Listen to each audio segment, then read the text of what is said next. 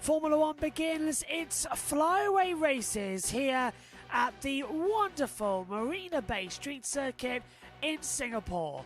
Welcome to round 18 of the 2024 World Championship. So just a few races remain then as well.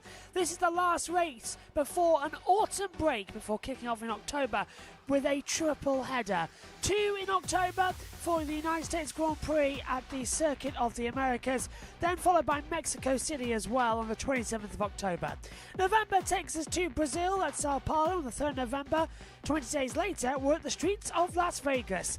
Then we go over once again to Qatar in the 1st of December. Season runs out Abu Dhabi December 8th as well for round 24 of the season. Verstappen leads on 313 points. Lando Norris is on 254. 59 points is the gap. Then it's Charles Leclerc in third on 235 from Oscar Piastri fourth and Carlos Sainz in fifth. Lewis Hamilton and George Russell now in sixth and seventh, demoting Sergio Perez down to eighth. Fernando Alonso, Lance Stroll and Nico Hülkenberg round out the first page. Yuki Tsunoda level on points with Nico Hülkenberg on 22, 10 cleared to Alexander Albon, who's level with Daniel Ricciardo. Pierre Gasly has 8 with Oliver Behrman on 7, Kevin Magnussen has 6 with Esteban Ocon 5, Franco Colapinto 4 points last time out in Azerbaijan, Zhou Guanyu, Logan Sargent and Valtteri Bottas, crucially, no points in the championship. In the Constructors' Championship, for the first time since 2014, McLaren now lead the way by 20 points to Red Bull. Ferrari are in third and closing up the gap for the three-way fight in the last 6 races. Then we have Mercedes in fourth, pretty much behind Ferrari and Aston Martin, who are in fifth. There's a big gap.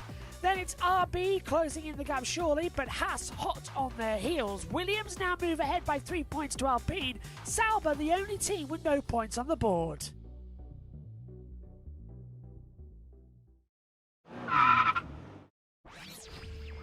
Let's take a look around this Singapore street circuit in Marina Bay. Modified for the 3rd time in its career, this latest version is faster than ever.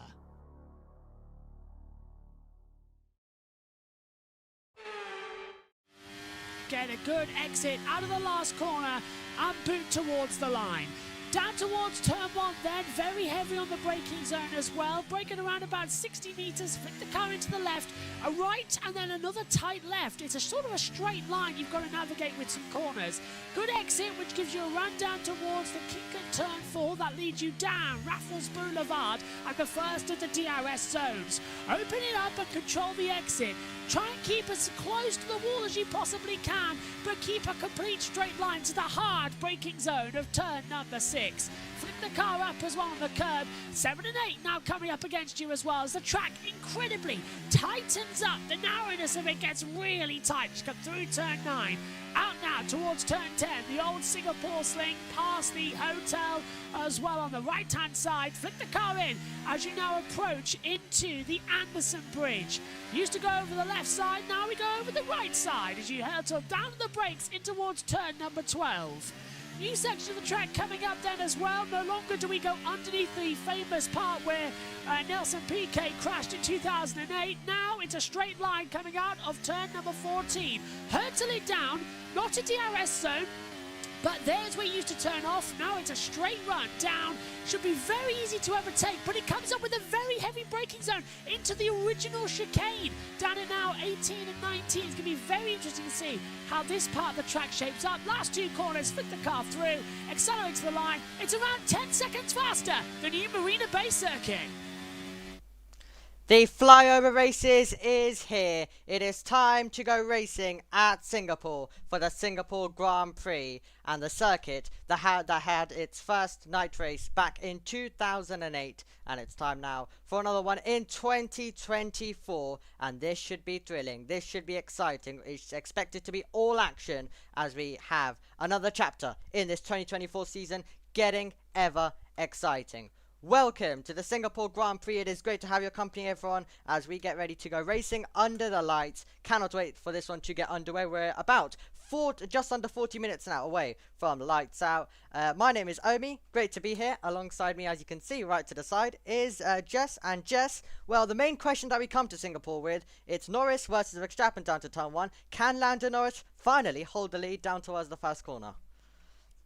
We know how Verstappen can be very, very feisty if he's against Lando Norris. We saw that in Austria, but I'm keeping my eye on the drivers around Lando Norris, Max Verstappen, Lewis Hamilton. He's always been the one to pick up the pieces if the top two just have a little bit of an issue somewhat. But Lando has just got to make sure he nails his starts. If he doesn't nail his start, of course he's not going to lead into turn 1. And he's got to leave the entire lap as well, because the stat is not looking good. Max Verstappen is looking for his first win since Canada. He hasn't won in a long time. And if he could get the lead into turn 1, this could be his shot to get a win today. It definitely could be his shot indeed.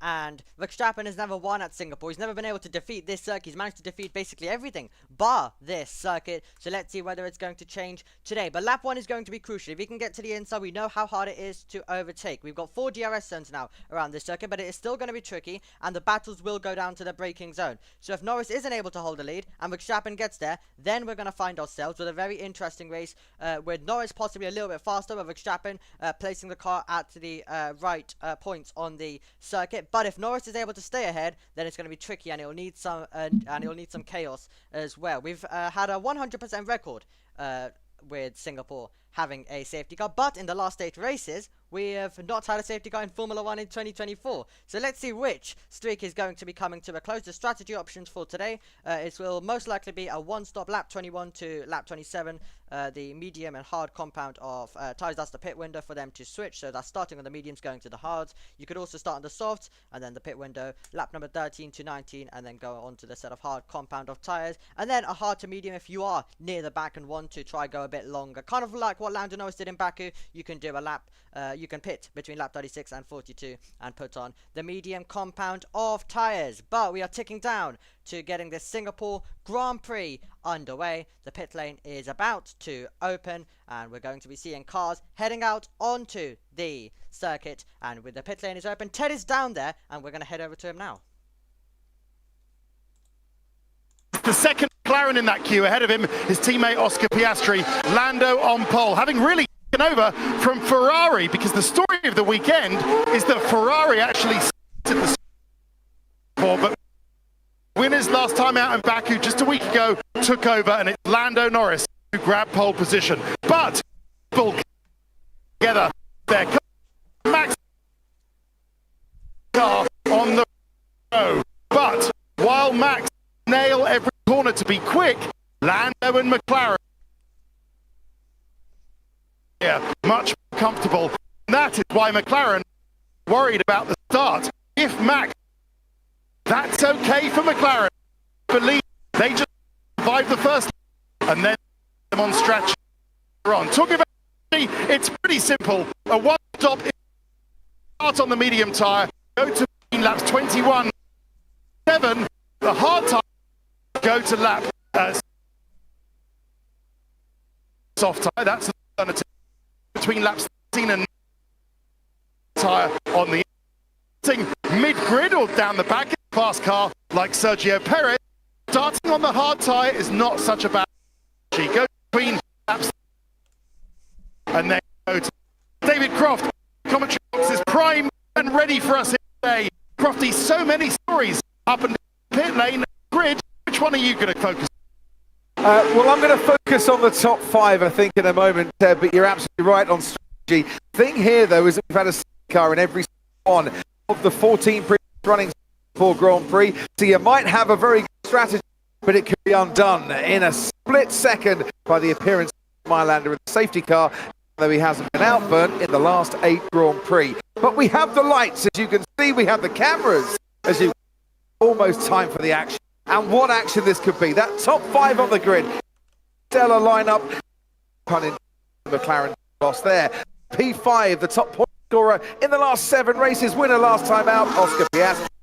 4, George Russell. This time last year, Carlos Sainz, Lando Norris.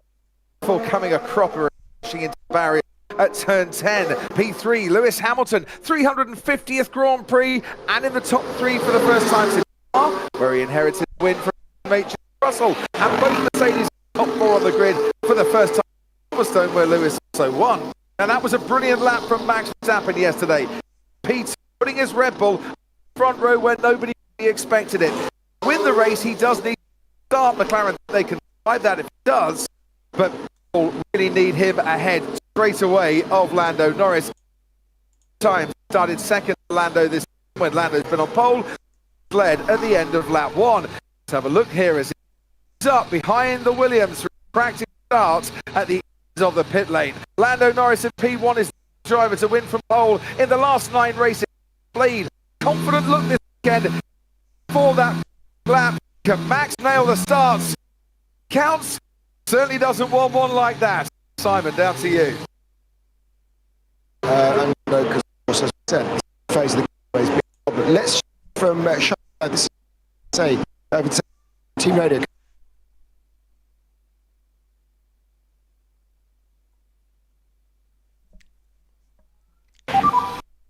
So be dangerous.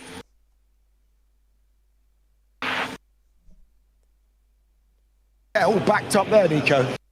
Coming around, you don't come around that corner as it's blind. Nope, that looked very, very... Yeah, okay. On the fact of Charles Leclerc yesterday, I've not seen that after qualifying so some time. Thought intention blind on the track, but clearly did. Yeah. For us, we don't have a camera that because the CCTV camera, which is an angle. For us, it was very different. Fine, or look borderline. But anyway, yeah, it was a tough session for them. But even worse was that they lost their performance. Even if that lap would have counted, it wasn't a fantastic lap. So that's what is the scratcher. It started so strong and then it just all went away from them. I think that's like frustration as well, was the fact it felt like fighting the front row. They were nowhere. And I was also complaining about the thing. Yeah, both at the same point. He flip on him more than happy. Short run down to turn 1 here. It was though Zandvoort and Max was able to get ahead of Lando. Back to that, this phase of the getaway. McLaren they've made steps to that. He'll hope they have. Yeah, of course. Even that plays on his mind. You know, how he's been able to that second phase start, nods. It all adds pressure. But as we said, the fact that Max is on the dirt, and that spot, as George was saying, you know, that spot with bad starts in the last couple of years. Everything Lando, of course, but he still needs to deliver a start, obviously. I think it's in his favour.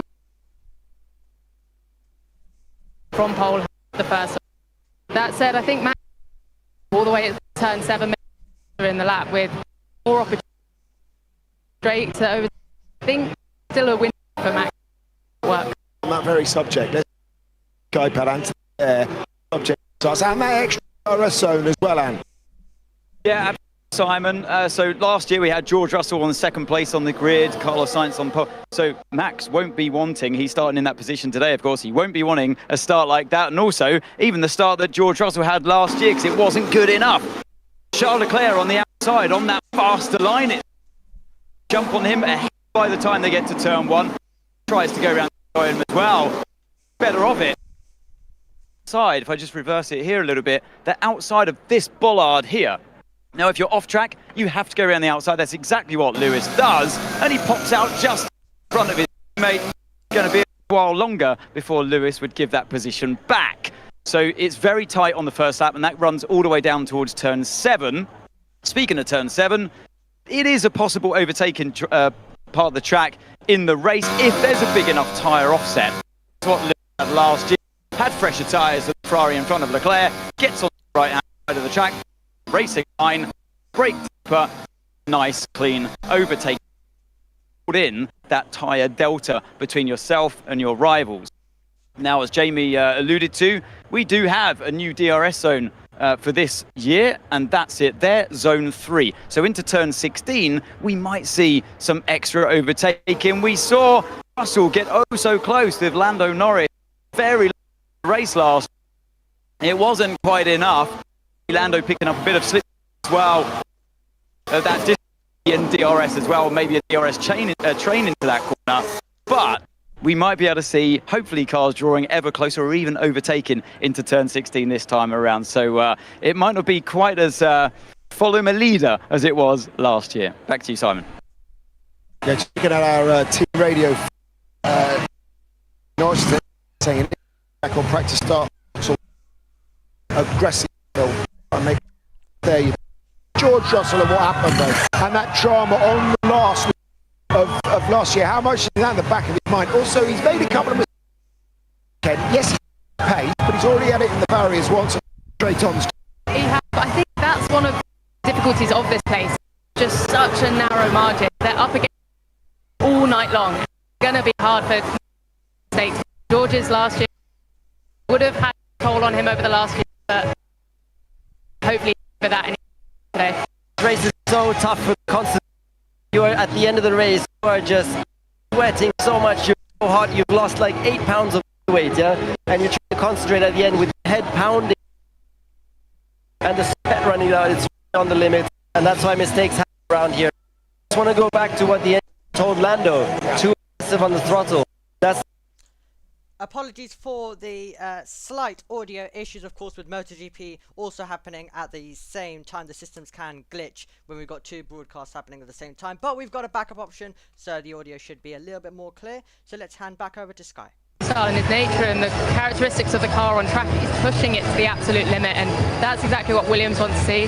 What I found funny is I popped into Williams yesterday and James Vowles wasn't actually happy, and I think a long time ago he would have taken your arm for a P11 and P12 in qualifying, so they clearly felt there was more. They felt like they should have been in Q3, and the fact they've got both cars so close to each other is great. A few last words of advice from Triple World Champion Sir Jackie Stewart and son Mark alongside as well.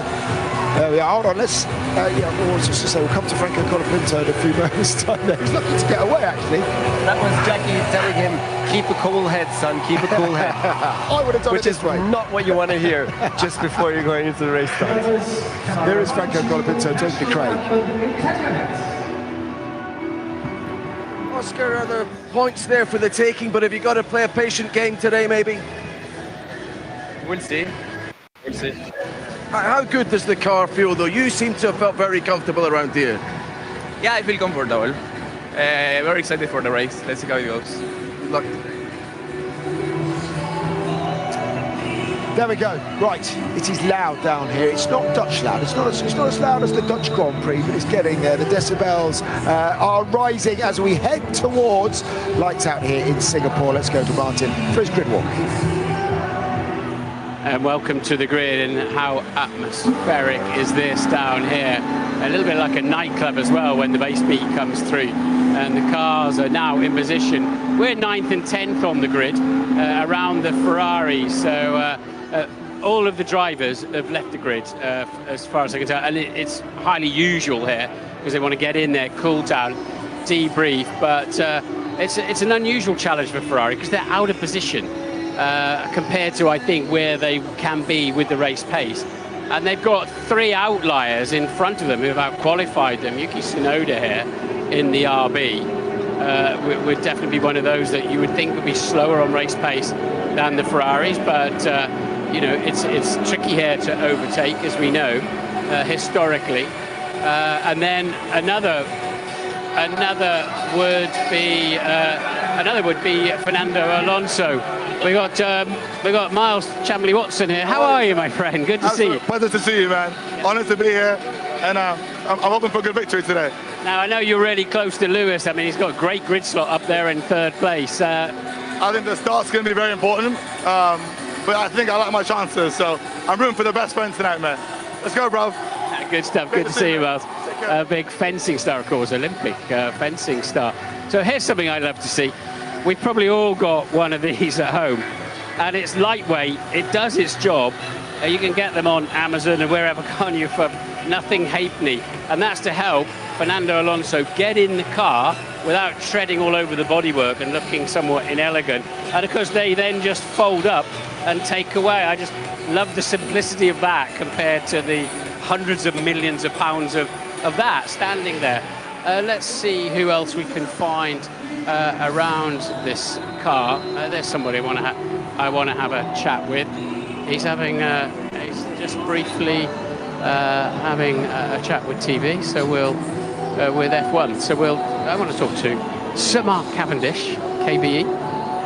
Great character, absolutely great character. So we'll give it 20 seconds, and if not, we'll move on. So I want to have a quick chat with him and see what he's got to say. I mean, a fearsome competitor, of course, is Cav here, and working with Aston Martin now, by the looks of it, here at the Aston Martin car. So, Cav, so Mark Cavendish, how are you doing, my friend? I'm very good, thank you, Martin. How are you?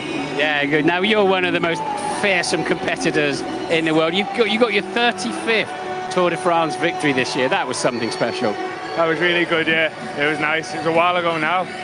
Just kind of enjoying myself after that, but yeah, it was very nice. Very nice time around France. Like, and how do you're used to with your Tour de France stages and what have you, and the long cycle rides, the mental preparation you would need. But can you imagine what it's like being a Formula One driver, trying to keep a clear head in all of this lot? Well, actually here, like, it's really a lot more about concentration with these drivers. Like, a lot of what we do, we have to build our own engine, we have to train and that. Well, they're so long, the races, that you can kind of just chill into it. But the mental focus that they have with this, it's brilliant to see. It's brilliant to speak to the drivers actually about what they do, to concentrate, to relax, and kind of, compare that to what we do. But this sport, I think any sport comes here and sees the pinnacle of performance. I'm spitting all over you now. I know. I've got to move on, my friend. Good to see you. Right. Let's see who else we can find. A quick. We've got James Vales here, but he's just been nabbed by another TV channel. Are you still with me, Lee? Let's see if we can wade our way through here. So this is Oscar Piastri's P5 in the McLaren, and sitting there. I think. I mean, he could have been P2 had he have delivered his Q2 time in Q3. That would have helped him.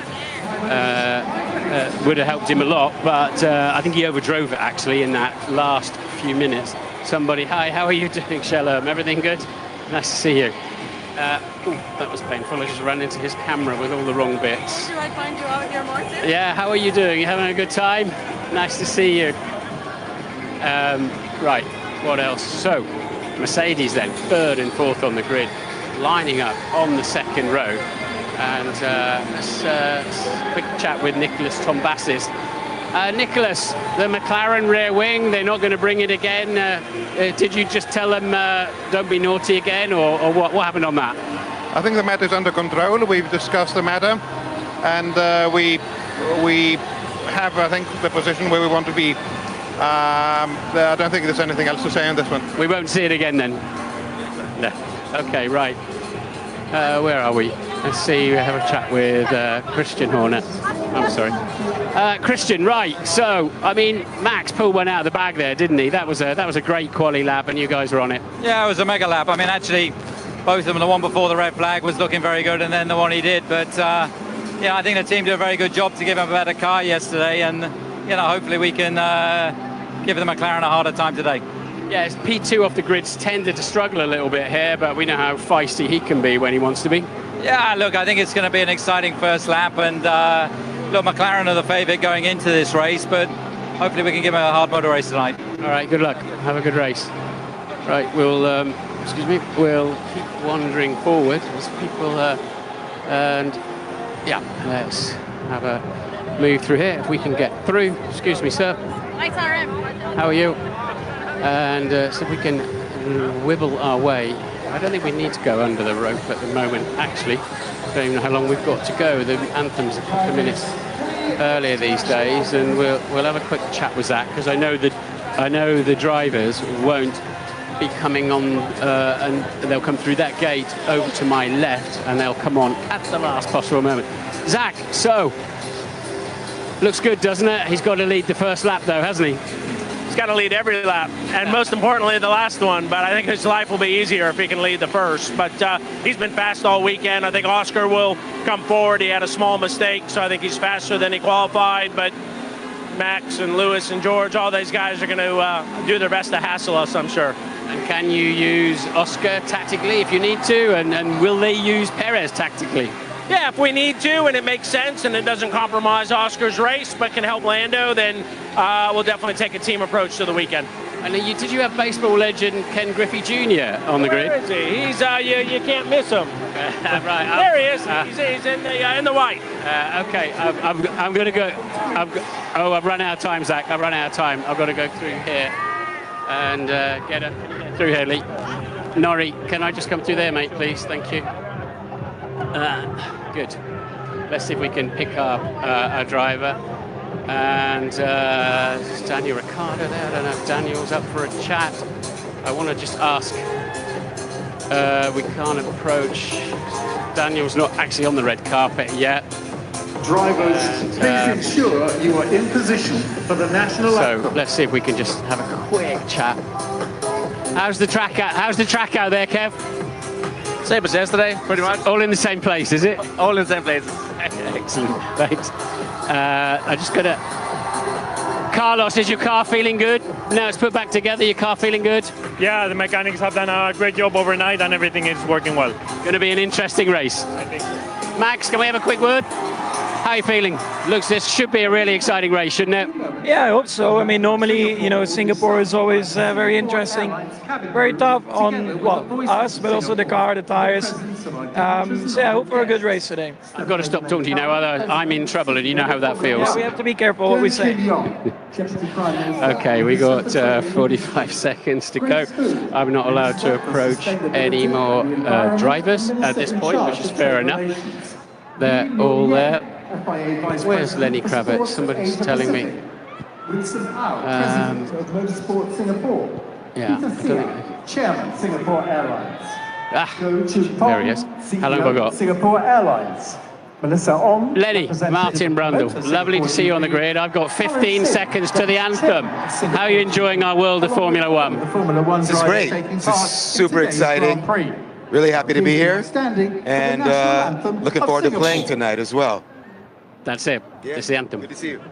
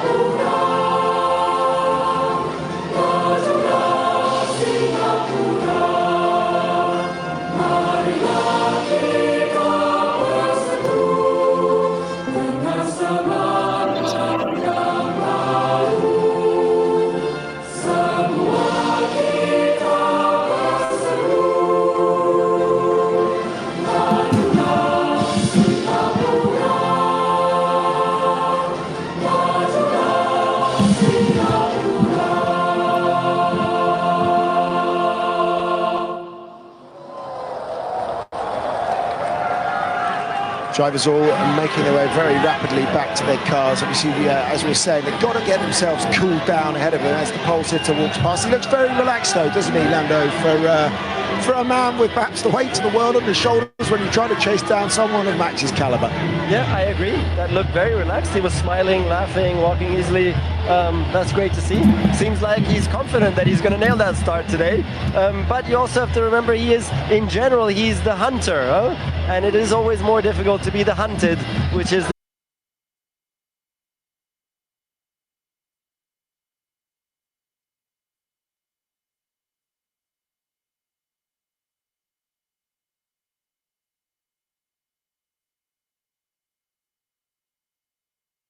Up against it. Do you think they can make it or not?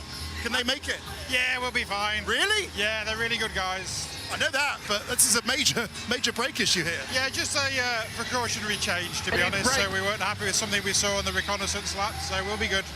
Okay, all right. Well, I admire your confidence, and you're right. These are, Simon, the best mechanics, some of the best mechanics on the grid down here. Good luck to them. Yeah, some of the best mechanics on the planet. Good old Tom McCulloch. Let's hear the Stroll radio though.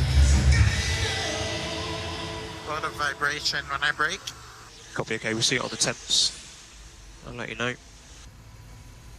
Okay, Lance, so we don't have temperature for starts, let's just drive through. Lance, are the brakes any better or still the same? No, it's still the same. Copy, okay, we are looking at it. Yeah, the brakes are pretty bad. Yeah, copy, we're going to try and work on the grid, we see what you're saying, so discuss it when you get out. It's not a track that he likes this at all, Lance Stroll, out in Q1 5 of the 6 times that he's raced here. What about his teammate? We saw Fernando Alonso starting from 7th and extracting the very best out of that car. Yeah, I think this track, Lance last year having a big crash here.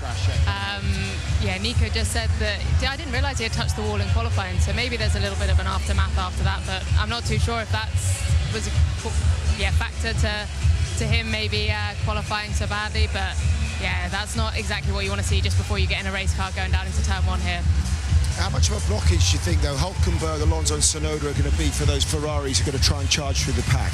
Yeah, of course, Hülkenberg is expected to be an extreme blockage in the beginning of the race, and it will be very difficult to pass him, so that's going to make it a difficult race for the Ferrari from the get-go. Yeah, from the get-go, but I mean, good news, I suppose, for Carlos Sainz saying, yeah, no problem with the car, got it all right. So they've got the equipment they need. It's just whether they've got the car of Friday or as it moved into Saturday. Yeah, I mean, they're going to be frustrated back there. They're going to have to do something either on strategy or something serious to get to the front.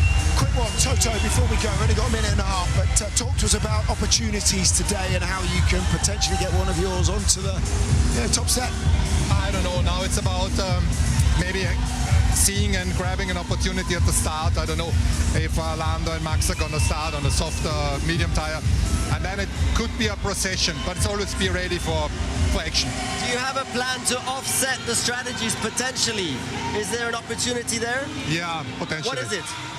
We'll split the tires. There you go. I was going to say, with regards to that though, Norris though would be the firm favourite on the evidence so far this weekend, yeah?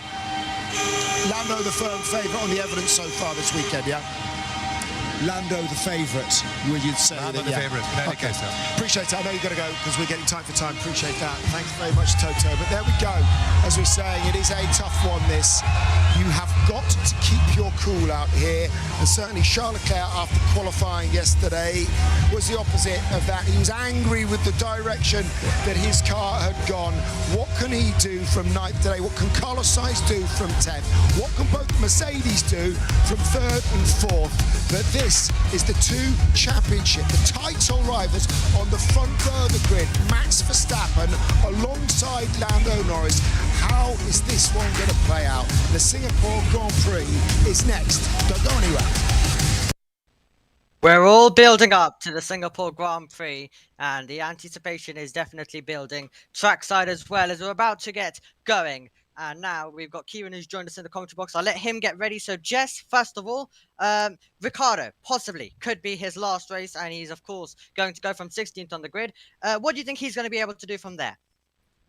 Well, Daniel Ricciardo is kind of like a last chance saloon with knowing the rumours that he could be out of RB at the end of Singapore. But if Ricciardo can show what he's worth at Singapore. Maybe he deserves another chance for a few more races, but we have seen some rumours, obviously, Helmut Marko and Liam Lawson were talking at Singapore. So I think it's going to be like a do-or-die situation for Ricciardo. If he doesn't do as well, then maybe he could get kicked out. But it will be such a shame if he does, because he should have got until the end of the season. He's not that bad, but still not what the team is looking for. So, yeah, I think Ricciardo's just got a lot to live up to today. Absolutely. The bigger team with Sergio Perez. A brilliant weekend in Baku till, of course, he had that accident.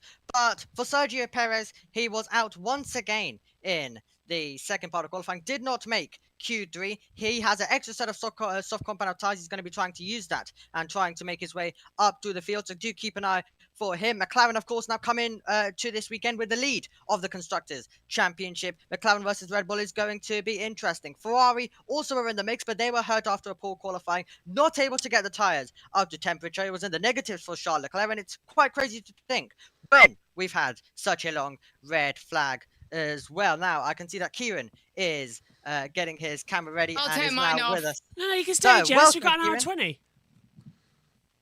Welcome, Kieran, to the commentary box. And, well, you were the one who was actually, you were the one who actually had some hopes for this season, while we were all thinking that it was going to be the Verstappen domination show all the way through. You still said, well, it can anything can still happen. And it seems like you are correct. And now you join us when Formula One is completely wide open.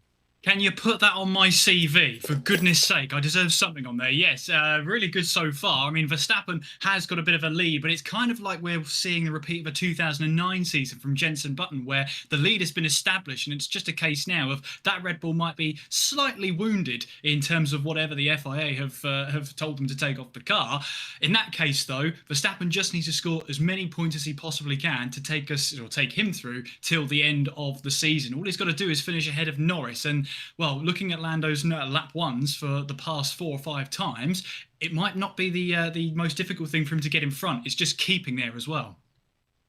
Absolutely. Williams will be aiming to score points. Colapinto will be trying to score points once again. Quickly about the F1 rookie sprint race that has been talked about for a while as well. It's set to happen after the Abu Dhabi Grand Prix weekend on the Tuesday with an expected short qualifying and then followed by a sprint, and it is to be broadcasted by your usual broadcasters. That's currently what we have heard about. It's still all to be finalized. But today we've got the Singapore Grand Prix coming up, and it's all about the strategy. Overtaking's hard. Even with the extra DRS, overtaking will be tricky. The question is, how will the teams handle the strategy? Will Verstappen and Lando keep it clean at turn number 1? Will Lando lose it on lap number 1, as we've already seen so many times? What can Ricciardo do in what could be his final race in F1 from 16th on the grid? Perez has a fresh set of every compound of tyre, basically, and he'll be looking to make his way through as well for Red Bull as he tries to secure his own seat. And the Ferraris, they start 9th and 10th. They want to do anything in the Constructors' Championship. They really have to go on the attack today and try and hope for some chaos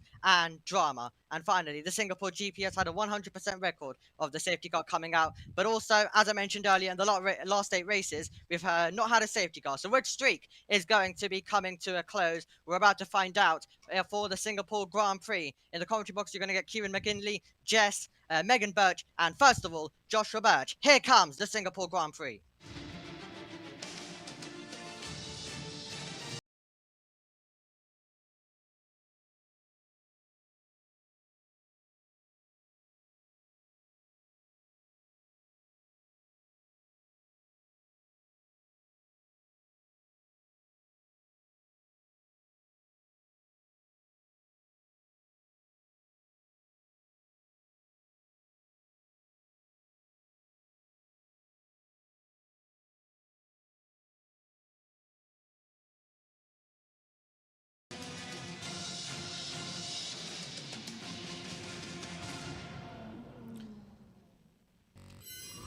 Malaysia used to be the track that all the drivers chained for, ready to go in sweltering conditions, constant heat, monsoon season. But in 2008, along came Singapore and everything changed. We may be under the lights, humidity though still high, 76%. Track temperature 37. degrees, air temperature 30.6. In the cockpit, it's closer to 50. The drivers have to challenge this amazing 4.904 kilometre circuit for 2 hours, 62 laps ahead of us. We always go to the 2-hour duration. This year, however, a 4th DRS zone in order to try and make sure that the racing is still as close. The layout might have changed. The tyres, however, have not. C5 for the soft, C4 for the medium, C3 for the hard. Expect to see the C3 and the C4 being the most used today with the conditions. If we have a late safety car, the teams do have sets of the C5 softs for a quick spurt towards the end. Let's take a look then at how they line up coming into tonight's race from back to front. Once again, it's the Saubers on the 10th row of the grid. Zhou Guanyu for the 18th time on the back row of the grid. Valtteri Bottas alongside him. Then it's Pierre Gasly starting 18th. Lance Stroll down in 17th position as well. He doesn't like this circuit that much, unfortunately. Daniel Ricciardo, what could be his last ever Grand Prix, starts 16th. Esteban Ocon up in 15th place as well. Sergio Perez, a Q2 elimination. It's happened again. The master of this street circuit down in 13th. Kevin Magnussen lines up 14th on the grid. Franco Colapinto apologised over the radio for not beating Alexander Albon. They were separated by thousandths of a second on the 6th row. Ferrari, no time. Sainz crashing in Q3. Charles Leclerc deciding not to set a time. 8th for Yuki Tsunoda ahead of Fernando Alonso, the first ever winner here in the famous Crashgate. He starts 7th.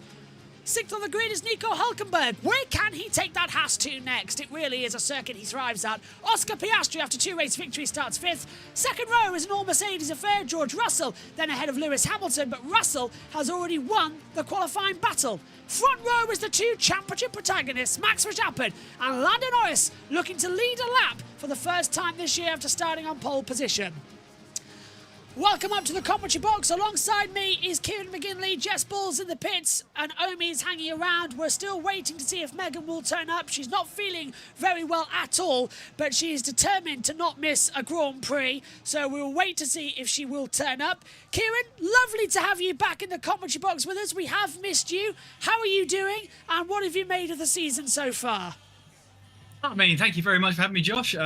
Josh back? That didn't work right, did it, that sentence? But thank you for having me back. You left the door unlocked. You didn't change the keys. I've covered anyway. But yes, watched the qualifying yesterday, especially Carlos Sainz, obviously starting his 200th career Grand Prix, but not in the way he would have liked. Was unable to set a time in Q3 because obviously he spun out just as he was setting up his lap, and Charles Leclerc's only attempt deleted by track limits. So Ferrari find themselves on the 5th row of the grid in arguably not the most desirable position, but yeah, the 2 championship protagonists on the front row to start this race. Lando Norris has built a bit of a reputation about not being able to take his car and leave it on first place after lap 1. Max Verstappen will be in prime position to take full advantage of that statistic. He has been winless for 7 races so far in this time as Max Verstappen, but I back him to, well, make a change on that occasion. I agree with you as well. This could be a very interesting race. Max Verstappen hasn't won since Barcelona earlier on this year. And walking into the commentary box, his death warmed up. Megan Birch walks in now. I'm not expecting her to say much, but I know for a fact that she doesn't want to miss a race because she'll feel like she's out of tune. So basically, we've got Megan, but she's going to be, I think, at race control. I'm observing. Yes, how are you feeling? You okay? Well, apparently I look like I'm at death's door. Yes, you do. And I'm not feeling well at all. My head feels like there's a 10-ton weight in it. Right. And I feel like I'm a wall who's getting its wallpaper ripped out of it. The walls are my mind. So you're going to come into the commentary box for 2 hours. At least talk us through your tyre strategies, your role. 1-stop medium, 24 laps going on to hard, 38 laps. 1-stop softs for 16 laps going on to hard, 46. I can still do that. But that's the last bit of talk. Okay, well, Megan's, I think, going to be down in race control today. She'll be alongside me, and we'll have Kieran do her shouty bits up here as well. Let's check in with Jess, though, down in the pit lane. Jess, it's a busy day today as well. You'll be here for an hour and 20 before you go and do touring cars. What are you expecting here at Singapore? Singapore, I have to say, was a brilliant race last time out in 2023, where we saw Carlos Sainz take the win. We had 4 or 5 drivers fighting for the victory. I think with the additional bit added and the chicane removal in the final sector, it made such a difference in the overtaking opportunities. And I wonder how the DRS zone is going to play into effect as well. So I think we've got plenty of teams that can still fight out for the race victory today. Just don't count on Norris and Verstappen. We've still got so many drivers behind him that could do something about it. Watch out for the two Mercedes. They were quick last year, so maybe they'll be quick again this year too. 313 points for Max Verstappen, Kieran. Lando Norris is on 254. Charles Leclerc 235. Realistically, it's a two-horse race here at the moment. Who do you think will... Who do you believe is going to win the World Championship? We haven't seen you since, I think, Australia. Maybe Spain. I can't quite remember when you were last on. I think it will be Verstappen, because it's a case of he has just got to make sure he finishes within one position of Lando Norris every single race from now on, including all of the sprint races. He's very capable of doing that. He's very good at taking a car by the scruff of its neck and taking it to places where it shouldn't be. It's proven that time and time again, especially in the sort of mid-part of this season. He struggled last time out, but he hasn't won at Singapore, ever. I back him to break his duck tonight. Max Verstappen's best result here was second back in 2018. He's been second 3 times now, 17, 18 and in 2024 as well. Take a look though for Lando Norris. His previous best result here though in qualifying was 4th last year. Finished 4th in 2023 as well. What can he do? It's his 6th career pole position as well, lining up. 200th Grand Prix start, as Kieran said earlier on, for Carlos Sainz. He was the victor here last year. He lines up on the grid as well. Tension just starting to mount. Let's catch up with Omi as well. Omi, what do you reckon is going to happen down to turn 1? Excellent job hosting the race though. I think we're going to be in for a very interesting start. Hamilton's going to try and attack the front row. Norris versus Verstappen could be a bit of fireworks. We've just seen one World Championship turn on its head in MotoGP. Are we about to see another? Bagnaia crashing out of the race as well. Megan didn't know that. I've told her that now. Why whenever I'm Spoiler not alert, there? Josh. I'll go watch it later. Well, I didn't say he's won the race, so don't worry. So anyway, as we come in, but are we about to see a race change now between Lando Norris and Max Verstappen as they come in? 2 hours of racing. If you want to know what's that like, go sit in a sauna and do a full workout. Blistering heat. 5 red lights will activate. The driver's ready. Lando Norris already been sat on the grid for around about 45 seconds here. And this type of heat is getting worse. Predictably waiting for the 2 Saubers. All set then. 2 hours on the clock. 62 laps. 100% chance of safety car. What could possibly go wrong with the 2 championship protagonists? 1 and 2 on the grid with all 5 lights on. Action in Marina Bay. It's a good start from Max Verstappen. Lando Norris going to come alongside Lewis Hamilton's had a stormer round the outside of Verstappen into turn 1. They're wheel banging. Norris locking up, takes off Piastri. Through goes Hulkenberg. Off the track goes, I think, Fernando Alonso as well, and Oscar Piastri and Charles Leclerc. They're all running a bit wide there in the first corner, but up into 3rd goes Hamilton, and up into 5th goes Hulkenberg. It was Piastri, Leclerc and Alonso off the track here in. Great start. Lando actually leads, but can he hold back as the Ferrari's battling further back? That's Carlos Sainz losing a position to Yuki Tsunoda. Is Piastri then going up the inside, or at least trying to go up the inside of Nico Hulkenberg, which he does. So Piastri takes that position back. Then Hulkenberg had a fantastic launch off the line. There's a Ferrari running slightly wide there, coming out of, I believe that's turn 4-5 there. So Williams running through there as well. But Lando Norris, I thought initially Verstappen didn't actually get a good launch off the line. The second stage of the start, though, he managed to recover it and fend off the attack of Lewis Hamilton. That's Perez up the inside, getting ahead of Tsunoda, and Colapinto's already up into 9th place. Perez to 10th, Sainz down into 12th. Tail will start from him as they go over the banner of the Anderson Bridge, down to the braking zone for turn 13. Norris leads, and so far might lead the opening lap for the first time ever, starting on pole position. Albon also went off during turn 1. We're watching history. Go on, Kieran. I was just going to say, we're watching history here. If Lando Norris can hold up more corners, he'll have led a lap from pole position, which has never happened before. It's like he's won a Grand Prix. Yeah, it would feel like it as well. As he's 9/10 of Verstappen, so he's already breaking that gap. A second. A second now by the end of lap 1. He's done it! Lando Norris has led the opening lap from pole position for the first time in his history in Formula 1. Typical, it's one where Max can't win to save his life. It's also the first time that Lando has started lap 1 and ended lap 1 in exactly the same position this year, because back in Azerbaijan, he gained 2 places on the opening lap. That was the first time that happened as well. Hamilton's on soft tyres, though. The only one alongside Ricciardo on softs. Kieran, could that explain why Hamilton got a better launch down to turn 1? Yeah, I mean, he had used softs as well, so yeah, he got a good launch off the line, but expected for him to pit in earlier to possibly go on to a set of hard tyres. Perhaps he's gambling for an early safety car, at least then to get rid of those soft tyres, go on to the hards, and maybe potentially try and sort of take them to the end. We know he's good on his tyres when he needs to be in that critical moment, so perhaps the Mercedes and Hamilton here gambling on that early safety car. What they didn't gamble on is Norris and Verstappen absolutely breaking away up the road. Verstappen just about within DRS range of Norris as Sergio Perez here right behind Colapinto. Colapinto, great start from him. He's happened to P9. Not such a great start for Albon though in the other Williams. He's down to 15. Yeah, I want to see a replay of that start because Megan said there was a Williams who went also off the circuit at the back. Albon, I think. It must have been Albon, you're right, to come into that one. Colapinto gained position, I think. Yeah, Colapinto up 3 places, same as Perez. On board with Russell, just hitting that ERS button. He has DRS, though, on his teammate Lewis Hamilton. Down in towards 16 and 17, thinks about a move, hasn't done it. Verstappen, though, was sitting duck, 1.2 seconds. He's lost out now, and this is where we start to just focus on what we could see for a safety car later on in the race. It's all going to be about timings here in Singapore, and that's the name of the game as we ride down towards turn number 1 once again. Norris leads with the fastest lap.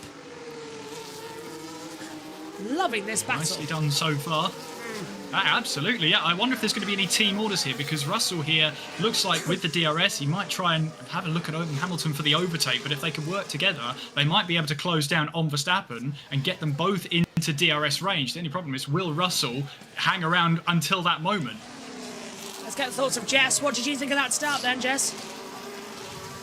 Lando Norris has led a lap. I still can't believe it at the beginning of the race. Both Mercedes looking very strong. I'm still shocked that Hamilton is on the soft compound tyres. We know how hard the soft could go away that easily around this track. So maybe the mediums were the better tyre, but Russell's not able to get past yet, but he's being a bit patient because he knows that his teammate is on the softer tyre. So that's why they're not pushing too much. But yeah, Nico Hülkenberg, definite star at the moment because he gained a position and he really lost it, but he's still maintaining where he started in this Grand Prix. So good for Hülkenberg.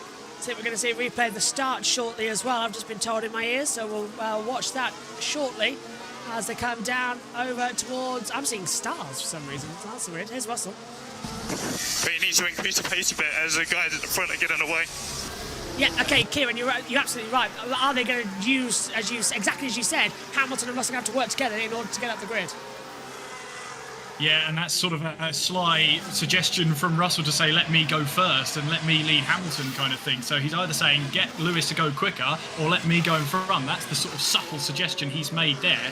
But across the 2 sectors there, Hamilton quicker in the final 2 sectors, it's Max Verstappen's first sector. He's able to just about keep himself ahead.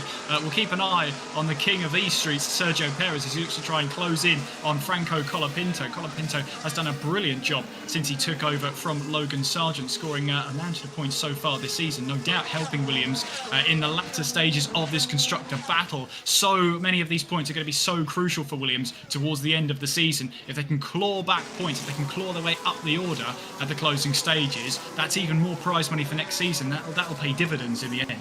There is Colapinto with Perez just behind him. That battle for 9th place then. Let's take a look at the start though, Kieran, and watch Max Verstappen, as you say. Yeah, and just keep an eye on it, because I don't think he got an initial great launch. Hamilton gets a great start off the line, and behind them, Alonso and Hülkenberg going side by side then in towards turn 1. So Alonso loses the back end, perhaps due to the dirty air, so he's sort of forced to go the long way round. And as Megan said there, also Albon caught out by turn 1 as well. So yeah, Alonso losing the back end underneath him, and he's forced to take the escape road at turn 1, 2 and 3. So we're riding on board. That's Hülkenberg from the start. This is on board with... Well, it's going to be on board with... this is on board with Russell, so yeah, it's losing out. A little contact there. There's Albon. Now, did they all go? Yeah, they did all go around the bollard. I was worried there because Niels Visit, the race director, has been fining people if they didn't go all the way around the bollards. That was Russell and Piastri. Russell locked up, knocked Piastri off. Alonso took avoiding action. Here's Albon's radio, though. Franco just dive bomb. What's he doing? It didn't please Alex. Oh, Franco dive bomb Albon, and that's the reason he's dropped down positions, Kieran. So I think Colapinto wants to show that he can drive in Formula 1. Megan, what do you say to that? Hey, that's fair game. That's turn one. That's turn one, lap one. He saw the gap, didn't make contact, but he's got some position. So Colapinto taking no prisoners here. So as they come through then, out here at the moment, I've just given Megan the handheld mic instead of a headset mic. It's not working. Oh, okay. You have to use your headset. Sorry, mate. Is it on? Yeah, it's just not. It wasn't working. Is it plugged in? Try again. Hello. Try again. Hello. It's working now. I think the lead's broken on that handheld, so we'll just use... This is loose. Yeah, we'll use the headset. I'll fix that later. Go on. That probably doesn't help. Anyway, back to the action. Instead of trying to get Megan into a microphone that she doesn't have to use. Go on. At least Albon knows that he can't just sit back and win, like, get ahead of position like he did with Sargent. Yeah, he's actually going to have to fight Colapinto. It'll be a welcome challenge for him for next year.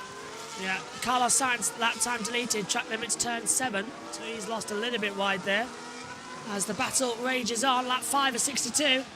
We've already... Do you know, this is why, Kieran, it always takes so long. We're 10 minutes in and we've only done 5 laps. It's such a long race here. Lenny Kravitz! Lenny's here! That's Ted's cousin! Now, feeling that those two... Oh, I thought... Where's Martin? Okay, that is actually Ted's cousin. Literally not even joking, that is actually his. They both share a grandmother. Well, I'll be damned. Imagine pulling that out at a wedding. Oh yeah, my cousin's Lenny Kravitz. Probably they would already know that if it was a wedding, but never mind. Of course, yeah. The analogy fell flat on its face. Ted's real name is actually Theodore Schlottover. That's Ted's real name, but his stage name is Ted Kravitz because he took his mother's maiden name, which is Kravitz, which is Lenny Kravitz there as well. That's the first thing I did not know about. I thought his real name was Ted. Learn something new every day. No, well, Theodore is technically Ted, is a bit. It's Theodore Schlottover. And that is now going to, that is his real name as well, but it's Ted Kravitz. What a name. Yeah. But car 55 Sainz had his lap time reinstated. So he did not go off the... Here's Ted now! Lap 5. And sorry, they've gone already. I thought I was going to hear from Ted. That would have been a good time. We are going to have some inflammatory, we are slippery, says Gasly. That's unfortunate if this comes out the rear. That's food poisoning. Don't try the local food in Singapore. Food poisoning. How far away is my time? Kind of reminds you of DC at Fuji, doesn't it? Oh God, yeah. Oh, here we go. Plan A. Had to take the car into requirement. Plan A for Ferrari now, for Carlos Sainz. They have, it goes all the way to Z, you know. They literally have plan A, B, C, D, F, G as they go down as well. That was confirmed by them, wasn't it? They went to A to Z, and I think, was it Russell or Hamilton asked him, do you go any further than that? So, no, only 26. There's only 26 letters. Megan is wanting to say something. Greek alphabet is next. Yeah, alpha, beta. No, omega's the last. I want to say gamma. Alpha, beta, gamma, yeah. Okay. Yeah. Alpha, beta, gamma, delta. Here's Ted. Leclerc's Ferrari. Leclerc needs to make a move before the first stops come between laps sort of 12 and 14 if his strategy is to work. Ferrari believe that they have a fast race car this afternoon, but Leclerc really needs to make this move if his race is going to pan out with anywhere close to the podium. If Ferrari... Thanks, Ted. Alpha, beta, gamma, delta, epsilon. 2 seconds, Leclerc. I took a carbon part on my left side. So something is... Car looks fine. So Leclerc's had problems already as we try and find out the Greek alphabet. I would love a Greece Grand Prix. I mean, the amount of problems we could do when the lights go out. Imagine if it was lightning. Well, to be fair, I would probably change my action in whatever country we're in, and I would probably say when the lights go out, go Greece Lightning. You could not, could you, if we raced in Greece? I have to steal that if there's ever a race in Greece, that is for sure. You can write that down. Well, just to point out here, Josh, that Perez has lost DRS on Colapinto. He's now 1.2 seconds behind. So now he's got the likes of Tsunoda, Sainz, Ocon, Magnussen, Albon, all to worry about, who will be having that DRS zone. With that additional DRS, you know, that could prove critical here. So Perez now becoming the train, and the Williams breaking the toe. Frank has just said, focused for assist and management now on the radio. So that might explain that Franco might have been pushing so hard in the opening laps of the Grand Prix. Keep an eye on that and see if it drops back. Gap now 1.1 seconds, but yeah, Colapinto cleared the DRS to Perez. Now, 100% chance of safety car in this Grand Prix. We haven't had a safety car deployment in 8 races now, since Canada. This could be the best chance to see one. If we don't see a safety car tonight, it will be the first time in Singapore history. So I'm very much of the opinion that we're going to see that safety car come out. Yeah, I think that's the right opinion as well. I think there will be a safety car because even if a car breaks down, there's not many safe places to pull over to recover the car properly. So yeah, even if there is some mechanical woes that happen further down or maybe even further up the field, you never know. But the walls are so close here, especially when you're travelling at them, 200 mile an hour at some points of the track. The Anderson Bridge as well is a very tricky braking zone. We saw in qualifying how easy it was for the back end to just sort of fly loose, especially on the Ferrari. And Max was struggling as well in qualifying when really pushing hard. This track will bite back. It fights, it bites, it grips. It's a fantastic venue for overtaking, and that is Colapinto. I think I'm closing in. There's Lando Norris. 2.7 seconds later, it's Verstappen. Here's Norris' video. Lando, how's the pace? Yeah, pace. Wow. Okay, in which case, we'd like to use a bit of that pace to try and get a 5-second gap to Max, if possible, by the mid-teens. So that's in the next 5 laps, Megan. He looks so unbothered right now racing. Is Lando in a position where he could actually fight for this championship? Yes. It's going to be up there, isn't it, as well? Megan. There's Alexander Albon on the back of Kevin Magnussen. Magnussen returning to Formula 1 this weekend with, I quote, "I'm here to fork shirt up." The Good Place taught me that. Yeah, the Good Place. You can't swear. Well done, George. Woo! I've now got to do a day's community service. I do apologise. The rest of my commentary will be no comment. We'll pick up on that shortly. It's Carlos Sainz. Lewis. Yeah, go on. Kieran. I was just going to say, Lewis will bail you out on that one, don't worry. Yeah, you saw the press conference. Max Verstappen giving no comment to all the journalists because he didn't want to say anything in the press conference room, but then proceeded to make sure that every journalist got a statement from him post. You can see it, Colapinto's struggling. Let's have a... What is he? No, he's not. Perez's engineer doesn't know what he's talking about there because Colapinto's been told to just now fuel management save. Why do Red Bull lie so much? Red Bull, it's second nature. Go on, Kieran. I was going to just say they've seen the gaps closing in, so that's sort of like hurry up for Perez to see if we can, or see if they can make the pass here. Perez closing now on Colapinto. So they've obviously heard that Colapinto's having to do a little bit of fuel saving, did a tyre saving perhaps at this stage, and they're basically just saying to Perez, you go for it, get this overtake done. So we're holding off now. Norris a 1:36.175. He's pulled out 3.8 seconds to Verstappen in second. Lap 10 of 62. We're 15 minutes into the race, everybody, and we've done 10 laps. Now do you see why this race always takes 2 hours, no matter what happens and what alteration gets done? It's a long old circuit. 20 laps in 30 minutes. So it's what, 45 to do half the race? Plus safety car interventions? It happens here quite considerably. I reckon the first safety car is going to be Perez crashing, trying to take out Colapinto, trying to get past Colapinto. No. Magnussen. Oh. All right. Or Joe. Plan B at the moment. Plan B. So McLaren going to plan B. Going to grab that thing, and also that was the first time just then when I was about to take a drink, but I felt like I wanted to throw up during this sickness. Thank you, Megan. I'm slightly worried that you're standing alongside. I'm trying to keep as distant as possible. You've been crazy.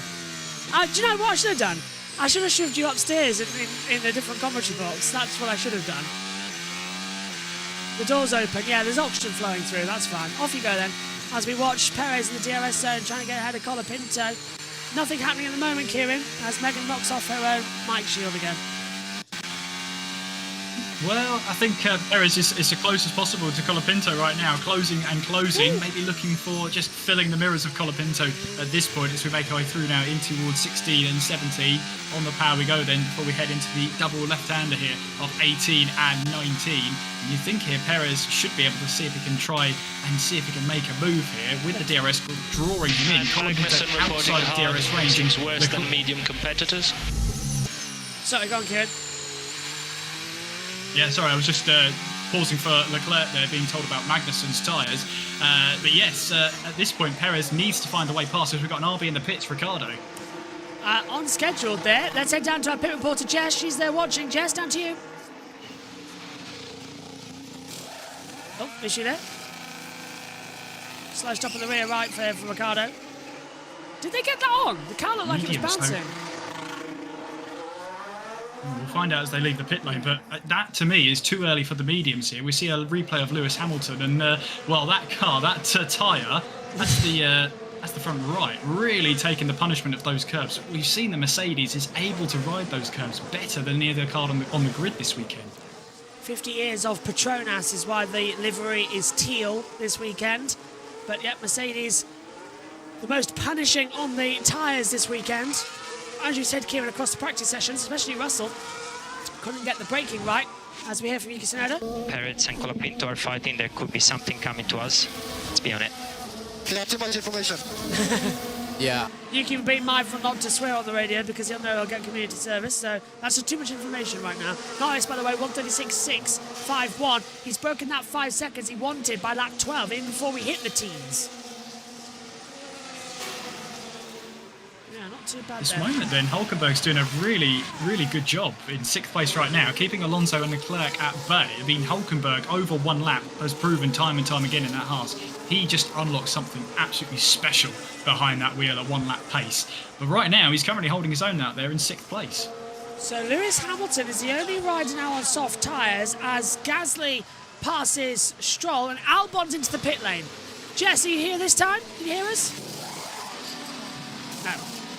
Jess was having a problem as Albon changes over. Omi, if you're there, do you want to? If you can fill in for you. But hard tyres for Albon then for mediums there. And this is Colapinto. Those hards. Did he touch the wall there? Yes, he did. He did. It was a slight kiss, wasn't it? It's a smooch against the wall there. It's not the first time he's done that this weekend. Got it in qualifying as well, didn't he, as well? And Lizard was there as well. I don't know if you saw my tweet, Kieran. I got very funny with it. I said, Danica Patrick spotted at Singapore Grand Prix with the Lizard. No comment, Josh. No comment. Thank you, Max. So, 26.9 for Norris in the final third sector. Here's it from Kevin Magnussen. I'm sliding around like hell. Magnussen with no grip then. What tyre's he on? 11 lap old hards. He's on hards. Yeah. So what, hard tyres got no grip compared to the mediums? That makes sense. Interesting. And that's what... Very interesting. But we're about to get to the first pit stop where they're going to have to go to the hards for the majority of the race. So, 50 to go. I'm concerned now. And one safety car wipes out all the work Lando's doing right now. So it's sort of like what do you actually want to do? Especially when it's a 100% chance of safety car throughout the entire time we've been racing here at Singapore. A 7.3 second gap could be absolutely obliterated, but it would be a free pit stop, and you would probably see all the medium runners and Lewis Hamilton running on the softs right now the only driver running on soft tyres, all jump into the pit lane to put on a set of hard tyres. But yeah, at the moment, overtaking seems very, very tricky right now. No one can really get close enough to make a move stick, and I wonder if that's because the hot ambient temperature, the addition of the additional DRS zones, which just gets you closer and closer to the dirty air. That might be why drivers are struggling, because they're running so close to the car in front, which is all that dirty air, so all the vitals get too warm. They have to back off again, lose that pace, lose the grip, and they have to start the cycle over again. Yeah, and I'm just starting to get a little bit more worried about these cars out now. Just, by the way, Zhou Guanyu, no power, he's reporting on the radio. So he's losing throttle on acceleration. He says it's easier on power through 13 and 14. That's through down out of the hairpin towards DRS zone. But yeah, he's having problems out there. What's Sainz? Box. Now Sainz is on mediums down in 12th, and he's coming in now. Anyone down there? Yeah, in the well, pit he's in traffic, isn't he? Yeah, yes, he's getting out of it. Omi or Jess, whichever one of you is there, start talking. Hello Jess, start talking, don't you? Here we go then. So Sainz is going off his mediums and onto potentially a hard. Nope, it's it is the hardcore power tyres. 2.6 seconds. Good stop. Thanks, Jess. So hards go on. He'll drop down to the back. That puts Joe up to 16th place. He's so dizzy. He's so high in the race right now. Don't worry, he'll probably stack it soon. Let's hear from Lando. Undercut power looks strong. Maybe 2 seconds.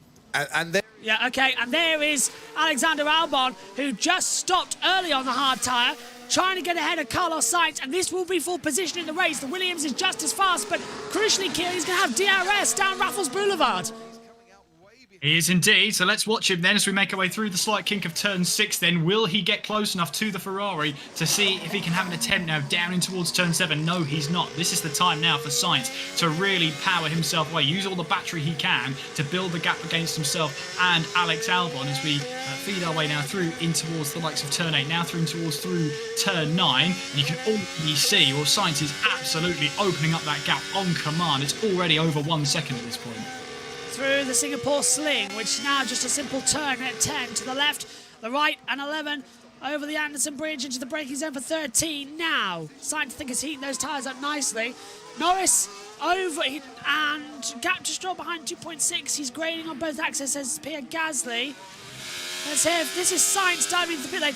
Did he go over? He locked up an entry. He got exit, hit 60. So what's the problem here then? What are we looking at? It's the curb on the outside on entry. Right. That's what they were looking at. Just sliding. It's a stupid pit lane entry here at Singapore, and it's a stupid exit. I've said it for years. It doesn't make any sense, this track, the pit in and out, because you just invite... I agree. Yeah, you invite problems. If it's raining, you're just going to aquaplane off. It should be... It's hard to erase that too with the pit lane. Yeah. Like, that annoying. No one complains about Nürburgring when it happened. And that was Raikkonen who missed the pit lane completely in 07. That was great. That was great. Oh, yeah. And then everybody lapped him because Raikkonen only got down to the hairpin at the same time that Winkelhock was able to unlap himself and take the lead of the race. Megan. I always pronounce it Nuremberg for some reason, Yeah, accidentally. Megan can never pronounce Nürburgring. She always calls it Nuremberg. For some reason, accidentally, my mind always goes to that. Nuremberg does have a racetrack.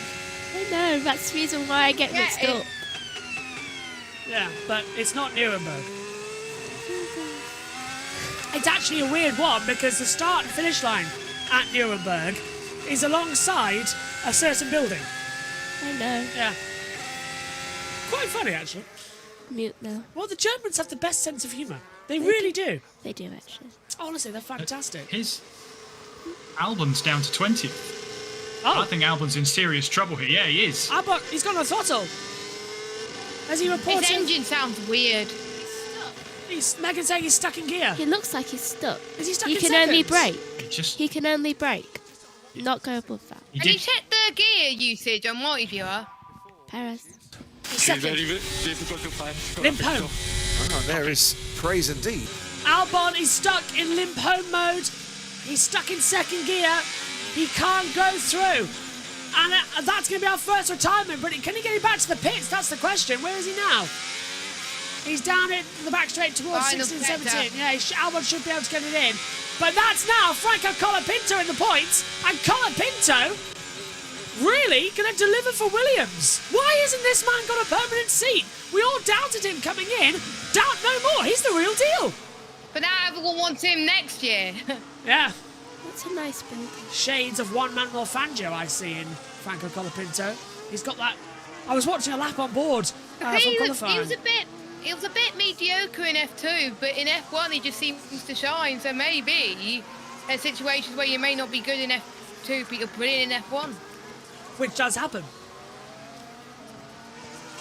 It's a shame we never got Giorgio Pantano in F1. Although, did he do a race? Oh God! We did get Pantano though. Yeah, he got a race, didn't he, with Jordan, if I remember correctly. So yeah. But, wow. Yeah, Pantano was fantastic. And Alexander Albon is out. Oh.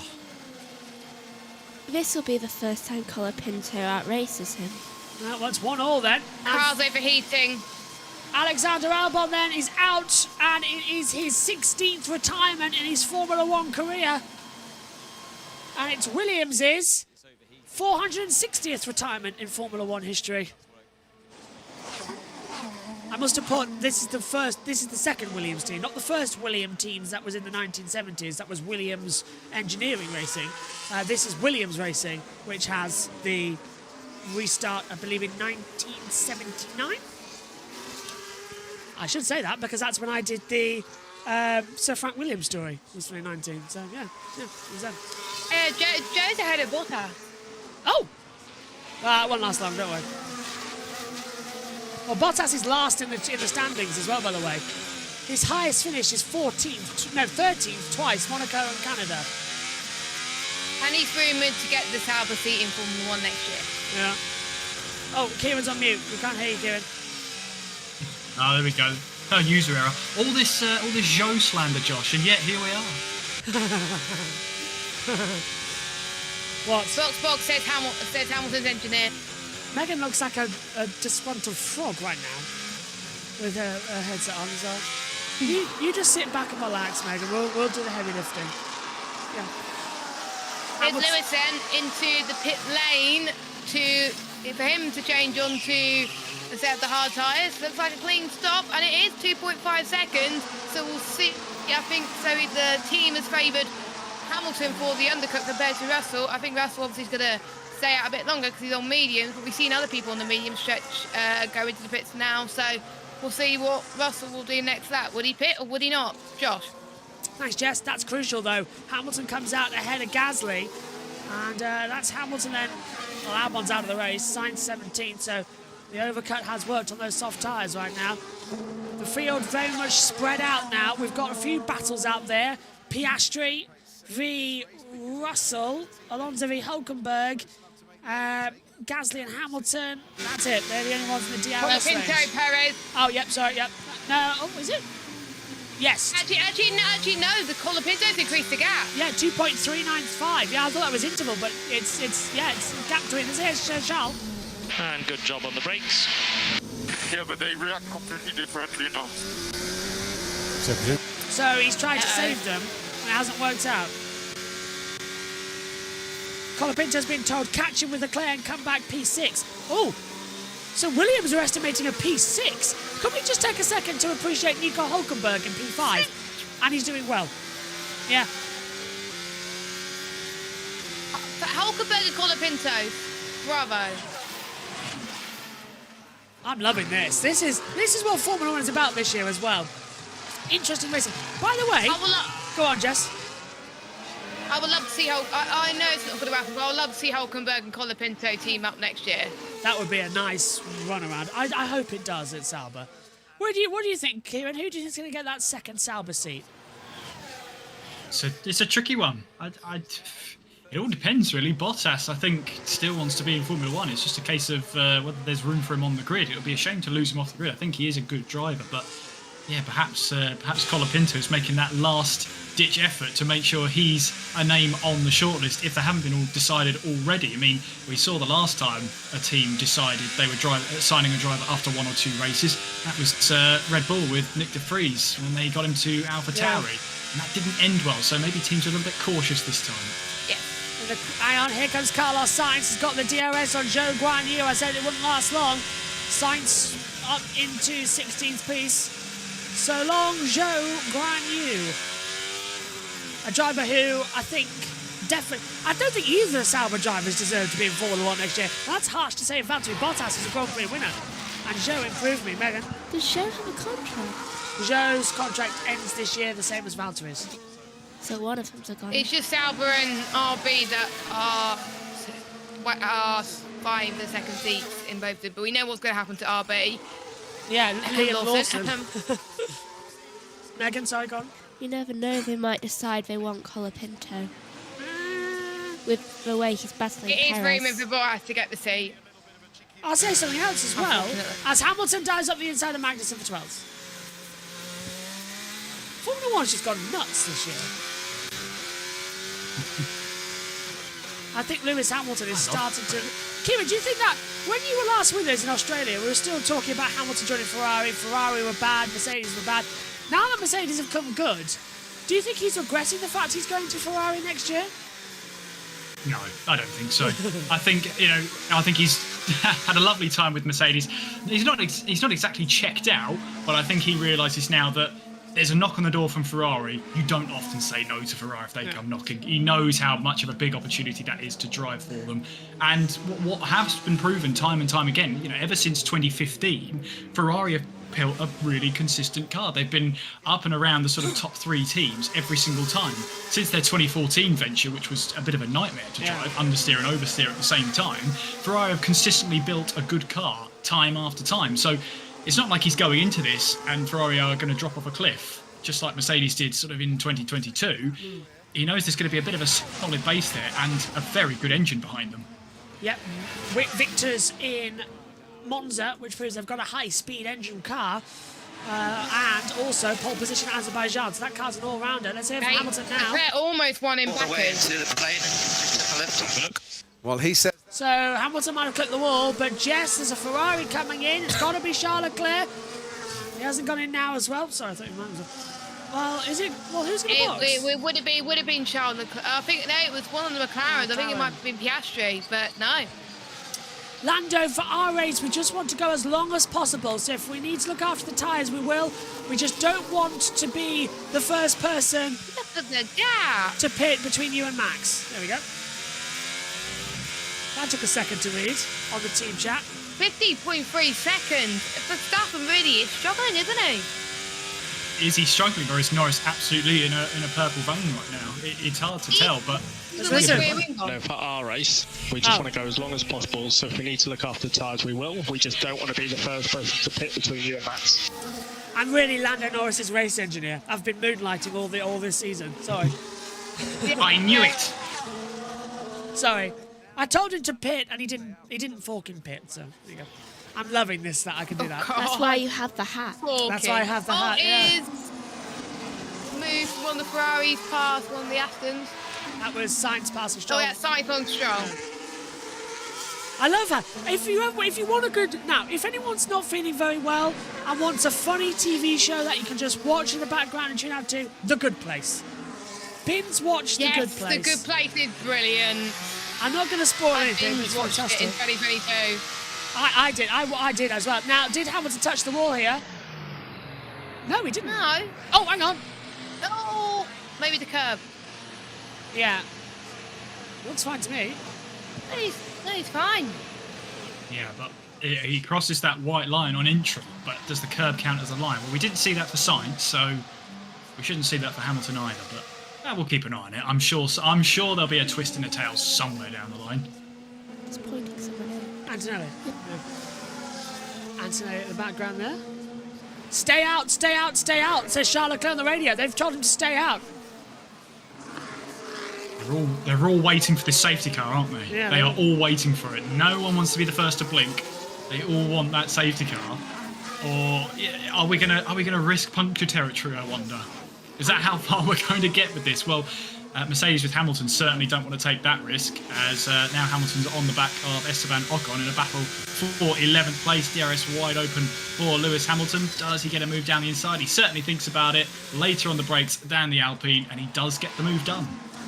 Perez being told that Colapinto's last lap was a 39.3. Gaz is being told he's quicker than Esteban as well. This actually, let's hear from Lewis Hamilton now. First stop before everyone. We are one of the earlier stoppers, but not the earliest. Yeah, trouble there. Way too short. Yeah. Well, I don't know, because he was on softs. They can't go too long. It's a tricky one here in Singapore. They're banking on safety cars, you're right. I hope everybody's enjoying the new feature this weekend. We've had it all season, but we've now been able to integrate it into the broadcast of the AI radio transcript so that you can see what the drivers are saying throughout the race here on the channel. So there you go.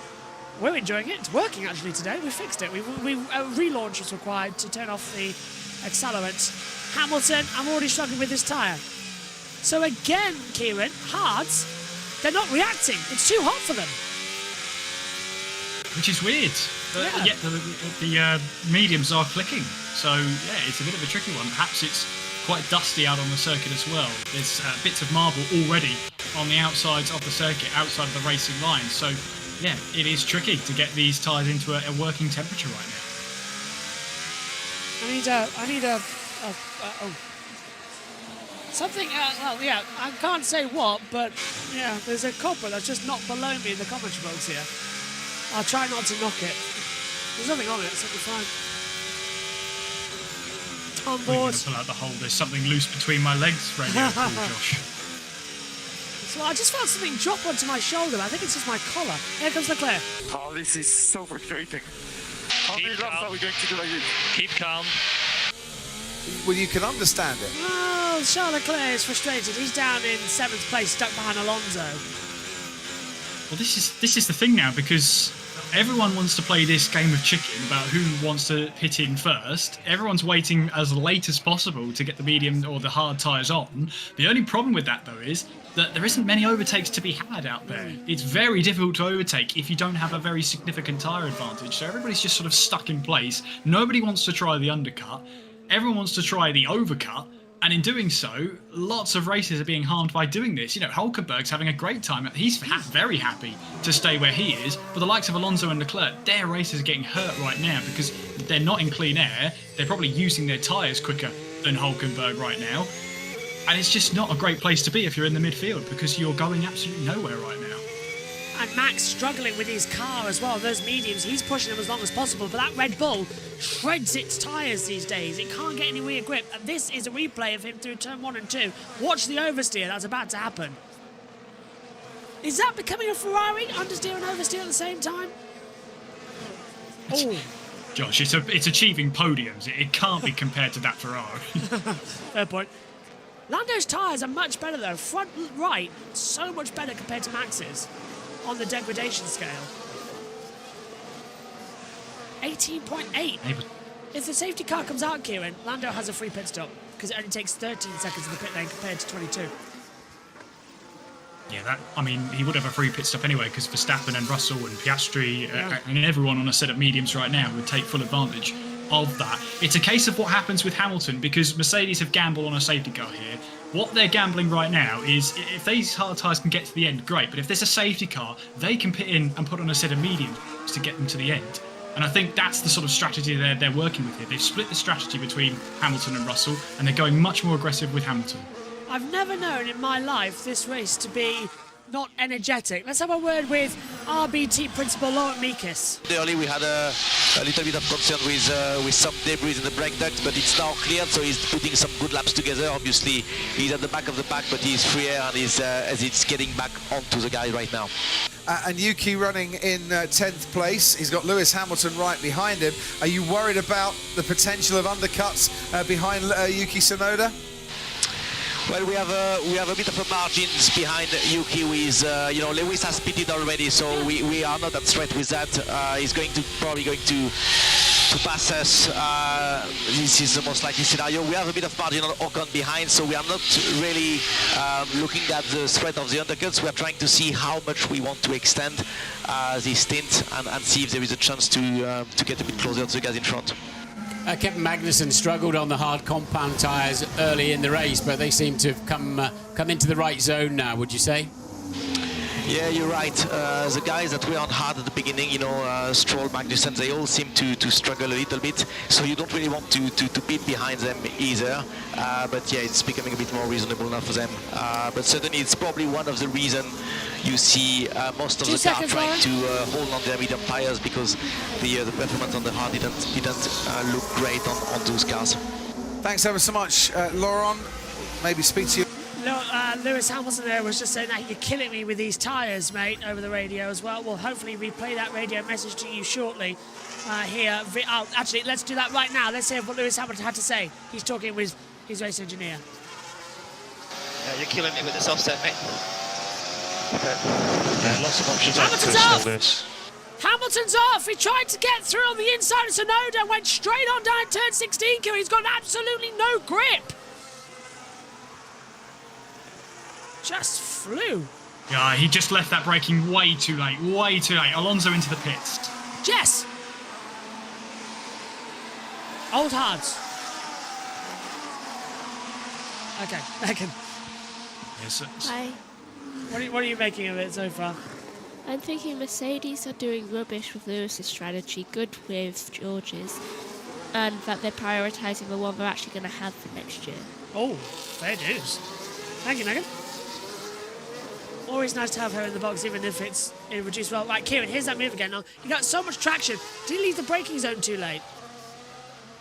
Yes, way too late. You see there, he tried to slow it down to try and stop it. Did well to keep it out of the wall, but it had to cede that position. Let's ride on board with him. Up into 8, he'll move over to the right. Definitely wrong with the car, mate. Tyres are dropping off. Yeah, that's also driven. Yeah, the angle. Right. Toto, head in hands.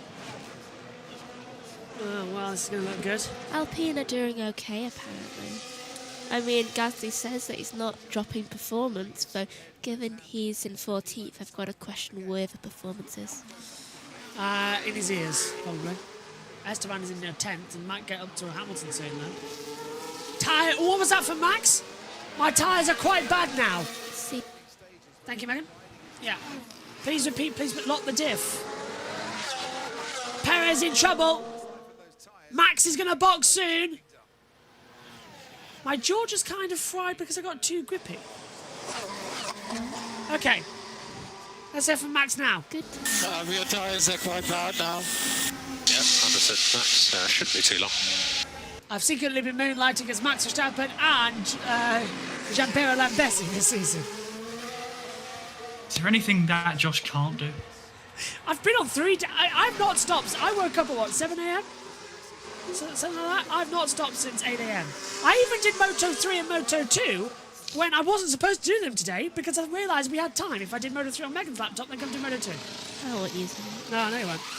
Into the pits comes Lawrence Stroll, though. Anyone down there? What did I say? Lawrence Stroll? Yeah. Oh, there you go. Lance. Well, to be fair, Lawrence Stroll deserves to be in Formula 1. Lance Stroll deserves to be put into care. You're just saying your hopes. I don't think Lawrence could fit in an Aston Martin, to be fair. Here's a replay from Carlos Sainz here, they're down towards Anderson Bridge. I think he's got ahead of Magnussen. George's boxing. Yeah, with a move down the inside of an Alpine, that is. So he tried to make the move stick and did get it stuck. And I think that was on Gasly there, because he's still behind Ocon on the standings there. So Sainz making his moves up, but Russell in the pits. Slipping, what did Max say there? He's slipping. Max is not having a good time at the moment, Megan. I think he thinks he's a lap down. Max is struggling. Russell 2.2. Hard tyres go on. You can see the oil and exhaust fumes sort of in the back camera there. Brand new camera in the Mercedes this weekend. The exhaust camera. That camera is actually in the exhaust. And they're testing thermal degradation on it this year so you can see so much more from the rear of the car. It's a brand new camera that Formula have invented. I wouldn't like to sit in the back of an exhaust. Russell. Go on. Russell's emerged ahead of Hamilton then, so the major overcut for Russell really worked. Riding on board now with a Ferrari of Charles Leclerc, who's trying to find a way past Nico Hülkenberg, but no way through for him down towards turn 7 there. I need to box. Yes, I understand, Max. So Max is adamant he needs to box his. Piastri. Okay, this is the race. Let's go. There you go. Confirmation. Go.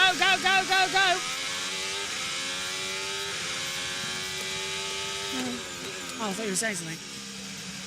Right, Megan's pointing at the screen. I don't know what she's pointing at. Puncture shoe. There's going to be a puncture. Right, Megan thinks it's going to be a puncture. We're getting to that degradation point where we could see one. Max will probably blow out a tyre, I reckon. Fernando's got loads of energy pushing home. He's in traffic, Max. So Lando's hit traffic. He has. Has he? No, he hasn't. Lando's in no traffic at all. He's lapped Stroll, and now he's got Bottas about to turn ahead of him. Lando's not in traffic. He's got 25 seconds. Lando could box now and still lead. And up the inside with the DRS, Charles Leclerc passes Nico Hülkenberg, who's been running in fourth for majority of the race, and now he's down to fifth. Still, great job from Nico Hülkenberg in the Haas. Oh, brilliant stuff. Brilliant to see Nico Hülkenberg there. He'll have a bit of DRS as well as they now head up towards turns 1, 2 and 3. If he can stay within that touching distance there of the Ferrari, he can use that DRS to sort of drag him on a bit. Perez is into the pits now, so that's going to put both Mercedes ahead of the second Red Bull. And it's going to drop Perez outside of the points once again. Interesting they've boxed Perez first. Red Bull want to see what the tyre is like with the hards. 2.2 second stop there. Very nicely done. Action continuing to boast. Into the pit lane comes Kevin Magnussen as well from 15th. So Perez will get out ahead of Zhou Guanyu into the braking zone. Let's hear from Lando. Front wing damage, maybe. What? Maybe front wing damage. Lando's got front wing damage. How's he done that? He hasn't been near anybody. Has he clipped the corner onto the banking? Yeah. From who? Wait, this is Lando. Verstappen box. I wonder if that's clever. But Verstappen did gain 2 seconds on that last lap time to Lando. So has Lando made a mistake somewhere, run it too deep, but Verstappen boxes. I hope he has a bad pit stop. Let's see what he's going to do then. They've changed over to hards for Checo. What they're going to do for Max. Hard tyres. He has a slow stop. Rear left, didn't go on right. 3 second stop. Slow stop. And he's going to come out clean here though. Piastri goes to second. I've always thought Singapore would be a good, championship deciding race. They should have it be right at the end of the Is Leclerc going to get ahead of Max? Look at that. Leclerc's going to go around the outside. Max is going to be right there in the braking zone for turn 2. Max nearly hits him. Charles Leclerc gets ahead of Max Verstappen, but Leclerc's yet to stop. And this is critical now because Leclerc's going to hold Max up. Yeah, but not for too long, I wouldn't have thought, with the DRS, as Leclerc realises that I don't think there's any point fighting Max Verstappen at this stage, as Max then will try and look down the inside. No, he stays behind, so he's going to lose valuable time here. This is time he couldn't have afforded to lose. He was already 22, 23 odd seconds down, and if Norris has that front wing damage, they could take a look at that McLaren. They could replace the front wing just to be on the safe side and still emerge ahead of Max. Yeah, 51 seconds, Norris to Verstappen now. Verstappen had a terrible pit lane. This is unbelievable. And into the pit lane comes Lando Norris now. I can't see any front wing damage to that McLaren. They're not even going to change it. There's nothing wrong at all. We're looking on both sides. They've changed it. It's a super stop. And away he goes. Is it sub 2 seconds? I think it might have been. It was super slow. There's Max on the inside there in turn 14. He gets ahead of Charles Leclerc. Lando Norris completes his one and only pit stop and gets out even ahead of his teammate who is yet to stop. Wow! Papaya rules, anybody? Yeah. No, Piastri's going to stay behind, I would have thought, in a team game here, and he hasn't got the tyres to fight him at the moment. So now it's going to be a case of Piastri will have to box very soon as well. Where will that make him rejoin? Well, he's got to, I think he'll rejoin behind the Mercedes. Yeah. So he'll have a bit of a battle on his hands to get back in front. He lost 28 seconds, but still had 3 seconds left. What a weird pit stop then for Max. And for Lando. So Lando lost 3 seconds then. Okay, go on. No, 28 seconds and had 3 seconds left. Right, okay. I'm with you now, Megan. This is Max out the pit lane. Kieran. Yep, so making his way out of the pit lane exit, and we'll just see here Charles Leclerc around his outside there and swoops around. So yeah, Max there. I just don't get it why we let him uppercut it by so far. It's just so stupid. I think what. But Max doesn't know that Leclerc hasn't stopped yet, but we don't. Yeah. I don't know why they. Red Bull's falling apart. Well, what could they do? What else could they do at this point? Max gets the move on Leclerc. Leclerc there is well, I don't think he put up too much of a fight. He realised there that that's not the case. But I wonder if Max just misunderstood there, that Leclerc maybe had boxed before him and that he had track position, but he had such an advantage there. over Leclerc. But yeah, when you've got adrenaline rushing through you and you see Leclerc passing you, all caution goes to the wind. See a small issue with the front wing, nothing serious. It's amazing that Lando could feel that. Yeah, it is. You spotted. But I think he thinks that Sainz's pit stop was Leclerc's pit stop. Right. Because he must have seen him pit. Yeah, he would have seen the Ferrari come in, yeah. So he thinks that's him. Just trying to have a look. Fastest lap from Norris. But it's... The gap between Norris and Verstappen is 20.7 seconds at the moment. But Verstappen's just on a 1:36.6 on that last lap with the fastest first sector of anyone. If they did see that there was an issue with the front wing, would they not have changed it? Just to be on the safe side? They had all of this advantage. Let's see, riding on board now with Lando Norris. Let's see what happens then. As he makes his way through. A lock up there.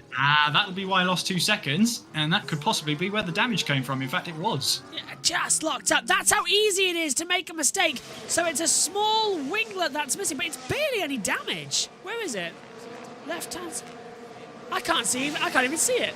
I think it's a small... I think it is a little bit out of line. Yeah. It's just a little bit bent there towards the inside. So obviously that might affect the airflow over that front left-hand tyre. And race control, noting an incident between Gasly and Hulkenberg, forcing another driver off the track at turn 7. So that is just after the first DRS zone. Yeah, anthem. So traction metrics, everything's looking really good at the moment. That is not the... That's not... Yeah, Crofty's right there. That's not really motivation. Come on, George. That's facts, not help. At least Ferrari say you're doing a great job. Yeah. Sorry. I mean, they're lying, but still. Yeah, they do lie. Let's hear from Leclerc. And these laps are crucial. Keep driving like this. Yeah, I think... Encouragement? Yep. Yeah, see? I think the team radio was planned there just a little bit. We're past half distance in the Singapore Grand Prix. Safety car free so far. What on earth is going on? Can we get a fan on the track like we had in 2015? Or was it 16? One of those years. The fan walking on the circuit. Oh, could we have a lizard? Lizard will do, yeah. They're nocturnal, aren't they? But this is the thing that confuses me. The lizards always make an appearance in practice, never in quality or the race. It's like they just, ramp up the security for the race. No lizards through this part. Cattle prods for lizards. What eats lizards? No, lizards. There's a song about that, isn't there? Yeah, it's an old game that Sheldon Cooper played. Rock, paper, scissors, lizard, Spock. Lizard poisons Spock. Spock vaporizes Rock. Rock, paper disproves Spock.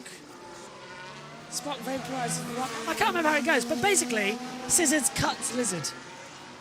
So they've got big garden shears. I'll take your word for it, Josh. I've got Megan out now. Ready? Rock, paper, ready? Rock, paper, scissors, lizard, Spock. But they can't do it like that. Do it again. Rock beats Spock. The target lap will be the Plan C target lap. It'll be the lap for Plan C. Front right starting to struggle a bit. That's Piastri sounding like Lando there as well. One more time quickly. I can do it like that. Right, quickly. Rock, paper, scissors, lizard, Spock. I'm writing a paper. What are you doing? Paper. Are we disproving each other? Yes, we are. Anyway, through we go then. Into the pit lane comes Yuki Tsunoda. Rock, paper, scissors, lizard, Spock. This is why we're two alike. Rock, paper, scissors, lizard, Spock. For God's sake. Right, that's it. We're stopping now because we're not my villains. Right, back to the action. One more time because you've really been in there. Rock, paper, scissors, lizard, Spock. Aha! Yes! Rock, paper, scissors, lizard, Spock. I don't know what. Spock smashes scissors. Damn it! Right, back to the action of the Grand Prix, shall we? No, one more. What am I Rock, hearing? paper, scissors, lizard, Spock. Rock. Guys, Spock vaporizes Rock. Aha, I win. That's 3 out of 2. So there we go. Back to the action then. Go, action. Into the pit lane. Let's hear from Piastri. Oscar, we're tempted to stay out. That would mean you had to overtake Hamilton after the stop. How would that be? Not sure it's a great idea. No, I'm not either. You can't overtake it this circuit. Russell's on the back though, trying to get through on the inside line of Charles Leclerc. Leclerc goes defensive down into turn 16 and 17. Russell really wants to get through now on the hard tyres. Leclerc hasn't stopped yet. So are they the only two not to stop in this while we've got some on the hard still? But this is a bit weird. Leaving Piastri and Leclerc out for so long in this race. So they're hoping for a safety car at this point, aren't they? That's what they're hoping for. This 100% chance of a safety car hasn't happened yet. Hamilton. Piastri back into our window very slowly. Only 1 second unsafe. I think they've missed the moment, Martin. Yeah, as Crofton said, there's no safety car. There is no safety car. So we've run every race 2008 to present. Every year we've been here, there has been a safety car. Is this the first year we won't have a safety car? We've had a virtual safety car. Knowing us, there'll be a safety car when I'm gone. No, Jess, you bring the red flags. That is true. Safety cars? No. I don't do they? Damn. All right. Okay. Whilst I have the floor, unfortunately, I'm going to have to love you and leave you, Josh. Oh, you're off to touring cars, aren't you? Yes. Jess, the audio is there for you in the background as well, so over to you. Thank you. Enjoy. Thanks, Jess. Omi will now step up to the pit lane after having an hour's break. As the action resuming here. Here we go again then. Russell's got the DRS. Can he get ahead of Charles Leclerc? This time Leclerc goes defensive, full in the sparks. Russell sends it round the outside. Gets forced off the track. At 16 and 17, Leclerc might be in trouble with that one. As they came in. When she left, something happened. When Jess left, something happened. At least she's consistent. Yeah, well, she's off to no doubt. No doubt Russell will be venting that one about Leclerc, and we'll just have to see if he was alongside, because you are obligated to leave the room if they are alongside you, which from first glance it did look like that Russell was alongside Leclerc when that happened. So it may be a case here Leclerc has to give the position back here, but we'll have to wait and see. George Russell right now still within that DRS range, and all that's doing is drawing Hamilton back into the battle as well. So Leclerc doing this, obviously trying to keep Russell behind, might cost him more time in the long run, because right now Ferrari have yet to pit in Leclerc. Let's see it from George's point of view here on board the front wing. Sparks fly. He tried the outside line. Outside. Yeah, he didn't have any room, did he, Kieran? Yeah, he was alongside, wasn't he? So, yeah, that's on Leclerc. He has to leave the room there to go racing. And, that's 2020's racing for you. I'll force you off the track before you force me off the track. Unfortunately so, but there we go. I would have thought Leclerc has to give that place back. I would have thought. But Colin Pinto now leaving the track and gaining advantage has been noted by race control at turn 16. So that's the final chicane. Yeah, and Ricciardo's passed Gasly on the inside line at turn 7. We just saw it. So Ricciardo very much slipped it through. We saw it in a side-by-side angle. Nicely done there from Danny Rick. And Ferrari will have to now box for Charles Leclerc. And it's hard tyres getting ready, and into the pit lane comes Charles. Let's hear from him. It will be very tight with Hulkenberg. Come on. Is that a bit of winglet damage on the Ferrari? I can't quite tell from that angle. In he comes. Omi, are you there? No, he's not. Good stop from Leclerc, away he goes. 2.2 again. I just wonder how that battling with Russell, long game, they've got to think about getting ahead of Hulkenberg. There's Hulkenberg just emerging now onto the start finish straight. Leclerc is now leaving the pit lane here. Is Hulkenberg able to do what Leclerc did to Verstappen? No, Verstappen rejoins just ahead, but Hulkenberg will have DRS down the second straight, onwards towards turn 7. Will he be close enough to give Charles Leclerc a bit of a headache down towards the braking zone? Out we go again then, down we go. Here's there from Piastri. Piastri is struggling on his... Yeah, Piastri needs to box, but he's done enough. Verstappen still 23 seconds back to Norris. As everyone starts sliding around out here at the moment as well. 26 laps to go. With an hour left, that's still about 40 minutes. And insane this race is just becoming. Are you humming? Yeah, Go on. I was just going to say, just looking at the lap times across the field then, Norris last time out 1:36.4, Max Verstappen last time out 1:36.9, so Norris able to get half a second on that one, so he's very much into the rhythm at this point. As we look at a replay of Pierre Gasly now, this will be the... Is this the force off the track moment that they were investigating, or is this another scenario? Oh no, that's Perez getting past Pierre Gasly then. This is Gasly with a problem, because that's Hülkenberg who passed him, Perez passed him, and there's Colapinto off the track, yeah. So that's where he gained the advantage. So that's where... Yeah. Yeah. Brakes are steaming on Colapinto in the rear there. There's Max. Max, I don't hate you, and I've actually loved you a bit this weekend for your comical stance at the FIA, but I'm afraid we're going to have to sacrifice you for the safety car gods, so please crash. Because then you'll spice up the championship as well. So, yeah. Piastri, be a good teammate. Do something. No, we don't want 2008 again. We just don't want that. Piastri, box. You were saying? Huh. I mean, he might be able to get out before Verstappen gets round. We'll see. Go on, Karen. Yeah, it's going to be tight with getting ahead of Hamilton there, which is what they're aiming for right now. They were considering leaving Piastri out for longer and have to pass Hamilton out on track, but we've seen how difficult it is to overtake here unless you've got a significant tyre advantage. Let's see where Piastri emerges. Here he comes into the pit lane, hard tyres at the ready. So the gap they are saying on the radio is 1.5 behind Hamilton after the stop. It's another super 2.2. There is Russell. Hamilton is exiting now that last corner. Piastri is at the exit of the pit lane. There goes Hamilton. Piastri's gone full throttle, and the gap is exactly about 1.5 seconds. So very nicely done there from McLaren. They've got their strategy nailed on. Yeah, but now Piastri has to do something he didn't want to do, overtake Hamilton out on track. He said it wasn't a good idea, but McLaren went through with it, and now Piastri's got some racing to do to get back up into the podium now. A lot of racing, mind. Yeah, so down here, won't have DRS on this lap, so he's got to get back in, get the tyres into temperature, then get into DRS. So it releases now the front two, being Verstappen and Norris. No further action for Colapinto for leaving the track and gaining an advantage. 24 laps to go of the Singapore Grand Prix in 2024. We've run safety car free so far for the 8th Grand Prix running. Yes, we had a crash in Azerbaijan, but that only deployed the virtual safety car. We have yet to have the full safety car in 8 races. It's the longest run since 2009. That came to an end at the Belgium Grand Prix that year. This has gone 4 races longer.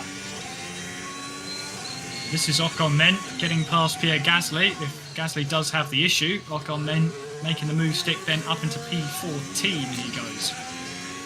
Gasly's finished a highest of 8th here before. So we're wanting to try and repeat, but that can't, sadly not working. He's now boxed actually, Kieran. He's put softs on now, so Gasly in for softs to 23 laps to the end of the race. That's very difficult to make them last.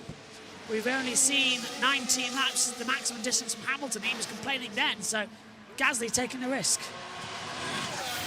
Yeah, just want to say as well, Russell's best ever finish at Singapore is 14th place. Of course, he retired from last year's race, having clipped the wall on the final lap, which basically handed Hamilton a podium on that occasion. This time around, though, Piastri looking to see if he can find a way past Lewis Hamilton then, through in towards the 6th corner we go then. Power down, and through the 5th corner, I should say. Now we're into the 6th corner. Piastri's got the DRS. Hamilton tries to defend. Piastri will have to go the long way round, then in towards turn 7, swoops his way through, and Piastri then moves himself up into 4th place, though. Hamilton wasn't keen and eager to go down without a fight, but Piastri back up into 4th place. Nice move from Oscar. Stellar driving is what we're having right now. This is Oscar Piastri coming of age, and now we're seeing Charles Leclerc trying to pass Fernando Alonso. This is down to turn 7 as well, just running slightly wide on the exit. Piastri, king of the outside pass, Will Buxton's tweeted while he's watching the race on F1 TV. Let's hear from Yuki Tsunoda. What are we waiting for? We are discussing Yuki. I thought he said we are disgusting, Yuki. I was like, no, well, maybe it's hot in Singapore. 36 minutes to go, Megan says. Which with 54 on the board. So even with the safety car, we're going to be in for a fast Singapore race. What we could do with this a little... Goes Leclerc then. Yeah. Oh, hello, round the outside, Kieran, gets ahead. Yeah, does indeed. With that DRS, moves himself ahead of Alonso, and Alonso there on 15-lap-old hards. Leclerc is on very new 3-lap-old hards, and that really showed it there. Leclerc now trying to break away, and now can he try and catch Sainz here? Yuki, we need to stay calm. We need to stay calm. It's clear. Okay, Yuki, I tell you what we're doing. We close up and then we swap. We close up and then we swap. Yeah, with the tire, dumbass. Is damn it a swear word? No, just double checking. You know how eagle-eyed Mohammed bin Sulayem is? Muppet's not, so dummy shouldn't be. That's true, yeah. I want each of them to swear. Yuki and... Everyone. Everyone to swear. No, very good. Just ask Ted Kravitz to swear. He'll be on it. As they come into it. Let's have a look then. 22 to go. What is happening? Full safety car window is open, Kev. Full safety car window, not VSC. So now we're in the full safety car window. So that's what could be interesting. Bert Mylander had to crash the safety car in order to get some airtime in this season. And there's the swap between the two RBs. Tsunoda ahead of Ricciardo. Oh, well. And Tsunoda now's got 20 seconds to close in on Colapinto for 11th place, and with 21 and a half to go, or 20 laps in a bit if you're picky. It's a tall order to close in a second per lap, but not impossible. Not if you want to go through your tyres and eat through them like any other business. Piastri, though, closing in on Russell. 3.2 seconds is the gap right now. Piastri's just set his personal best of the race, which was quicker than Lando Norris by about 0.3 of a second. Someone just... There. It's Joe Granu. He just said, fork, it sucks. Yeah. So there you go. Swearing. Yeah, driver swaps come through. So they have changed it. Go on. Does that mean we have to... If we've got, fork, we'll have to have knife and spoon. So eventually, the long left-hander of Japan has to be renamed. That's true, actually, yeah. The ladle. The ladle. The ladle. She's ill, but she's still the quick. Ladle. Well, technically, spoon could be can considered... catch on. Yeah. Spoon could be considered an intimate term for, cuddling. It's called something else. So, yeah, maybe. Swap positions! Ferrari, team order! Leclerc will pass Sainz. It's 2010. Yes, but this is clearly the case because Leclerc is third place in the Drivers' Championship. He has an outside chance of closing in on Max Verstappen. He needs all the points he can get right here. And let's see where the swap will happen. It will probably happen just after the Anderson Bridge, after the hairpin here. I'm expecting Sainz to maybe not exactly pull to one side, but not exactly make it difficult for Charles. But Sainz will be of the mindset he's got to try and overtake me. He's got to get very much up close and personal before I even think about losing time letting him through. Should be now. On the DRS, down to 16. He goes through, yeah. Charles Leclerc goes through. A wave. Yeah. After you, my friend. It was at turn 16, yeah. It was confirmed on the radio. Carlos, we'll let you buy into turn 16. And he copied it. So, okay. Team orders from Frederick Vasseur. Now, can Leclerc catch Hamilton? Striking distance 10 laps. We've got 20 to go. Where is thou safety car? Well, Lewis will be hoping it's very soon because he feels he's going to be stranded in the latter part of this race. He said that 30 laps ago or so, that he was going to be stranded towards the end in terms of tyre performance. So, yeah, we'll keep an eye on that. Oscar Piastri, though, really closing up. He's the fastest driver out on track. 35.888 last time around. Means here's the fastest lap of the race so far. And he's pulled well within 1 second of George Russell now, out of the Anderson Bridge. We're watching it now on our TV pictures. Norris and Verstappen, 23 seconds. Here's Leclerc. If you keep this pace, we should catch Hamilton at the end. Safety car, 'tis late. 'Tis later. It is late, the safety car. If it doesn't appear, it'll be the first Singapore Grand Prix without a safety car. I'll be mega surprised. When are we going to see the safety car next? Oh, actually, there's races coming out that we'll see it. Sao Paulo surely would be a safety car. If it's wet in Sao Paulo, we can only hope. Tell you what, though. Well, actually, we're past the hardest point of the day. There's only one more race for me after this. And then I get to relax this evening. There's no IndyCar, no NASCAR.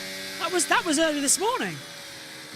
Where, I must admit, if you didn't see it, by the way, for the first time, because when we had the... I'm going to shut up for a second, because here comes Piastri with the DRS on Russell. Russell sparking up down to turn 7. Piastri can't find a way through on the inside line there, so sorry about that. But earlier on JB Motorsports, we were able to broadcast for the first time, for the whole race, a track camera for NASCAR. So we could see the whole track and the whole race we were able to broadcast. So that was a lot of fun. Because back in March, we had to come off it. But for the night race here, we were able to stream the whole race on camera. Here's Russell. So Leclerc still doing I-36s out there. Is a chance of interacting very end of the race if he can keep that pace up. Well, yes. Leclerc's going to be faster and faster. If there's a safety car, everyone's going to change tyres. Megan? He's doing 35s. 35s at the moment? Yeah. Okay. Oh. I feel sorry. I'm sorry, Kieran. I've dragged you on for what is the longest race of the year, and we haven't had much action. I'm not exactly the curse, am I? Because we've had this is 8 or 9 races without a safety car right now. Yeah. So I'm enjoying being back here. Piastri closing in on Russell for a final spot on the podium. As Megan said, now lapping the 25s, fastest lap of the race. He did have, now usurped by Leclerc with a 35.8. This Piastri then right onto the back now of George Russell. Out of turn 3 they go. Surely there's a chance here. Coming out of turn 4 and 5 with the DRS then. Up close and personal as we see on the TV pictures. Getting back onto the power. Is Piastri close enough this time to use the slipstream and use that DRS? He's closing, he's gaining. George Russell goes defensive on the inside and Piastri says, I'll take the outside line. They get very close together, but Piastri gets the move stuck then right round the outside. A carbon copy-paste from the move he tried on Hamilton, and it's worked again. Piastri onto the podium. Piastri has come into his own in Formula One. A brilliant move again around the outside, as you say. But this is the problem. Everybody that has stopped, older tyres, they can't compete. We're watching 2 different Grand Prix right now.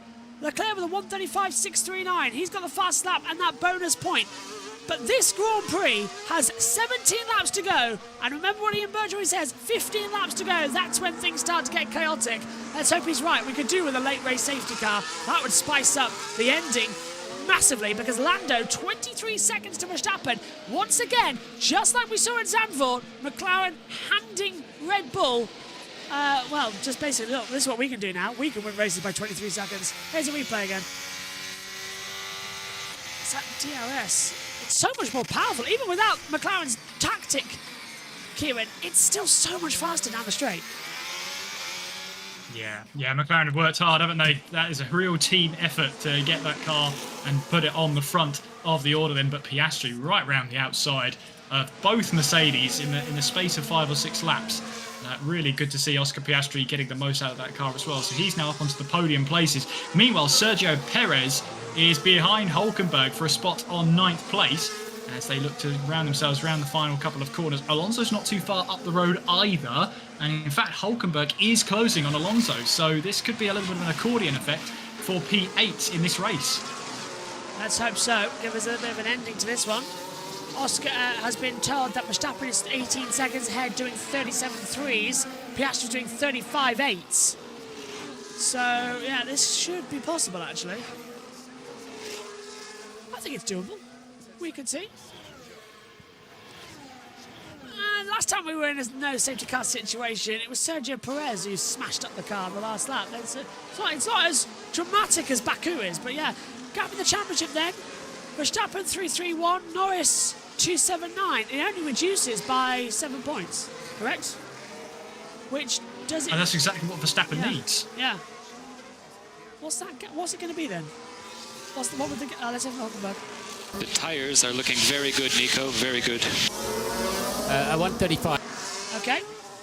Michelle, hello. 52-point gap. Oh.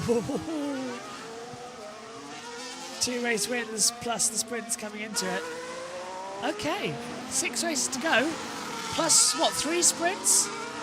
So that's another, well, yeah, 9 races effectively. It's not done yet in Formula 1. Let's hear from George Russell. Just making sure right here, mate. I think it's more. I did tell you the start. Go on. He heard you. Yeah, I He did. heard you, Josh. At the start of the race, he heard you. I said if you want to know what it's like, go sit in a sauna and do a workout on an exercise bike. It's exactly the same, Megan. There are 6 races left after this one. If Lando is in first in every single race, hello. and if he wins or at least gets more points than Max in the sprints. Lando touched the wall. Lando touched the wall exactly like Russ. He did that last year, Kieran. Do you remember? Did win. Same part. He brushed that He did. wall. He's done the same bit coming into Singapore Sling. If he did that, he'd win. Right rear contact. Oh, okay. And that we also saw Ricciardo get passed by Ocon, Magnussen, and now Stroll round the outside. Lance Stroll's just performed an overtake, ladies and gentlemen. Who won? Danny Ricciardo. Oh, king of overtakes. Yeah, the 2 drivers that are. Yeah, okay. I look forward to FP1 Will's reaction to that later on in the company review. He let him by. Oh, he let him by. Okay. He's boxing. Franco Colapinto has been told that the safety car window has closed. Let's hear from Perez. Yeah, the first production race. Are you bouncing like a kangaroo? Buckaroo. Copy that. Keep your head down. Do what you can. It's a buckaroo, Checo. I've been describing it as a buckaroo. Kangaroos are more punchy than bouncing. Yeah. Buckaroo. They're like deer who have just like... Well, they always remind Deer. me of deer. Yeah. Except aggressive. Deer can jump. They can jump high. I've seen them. There are lots of deer around here.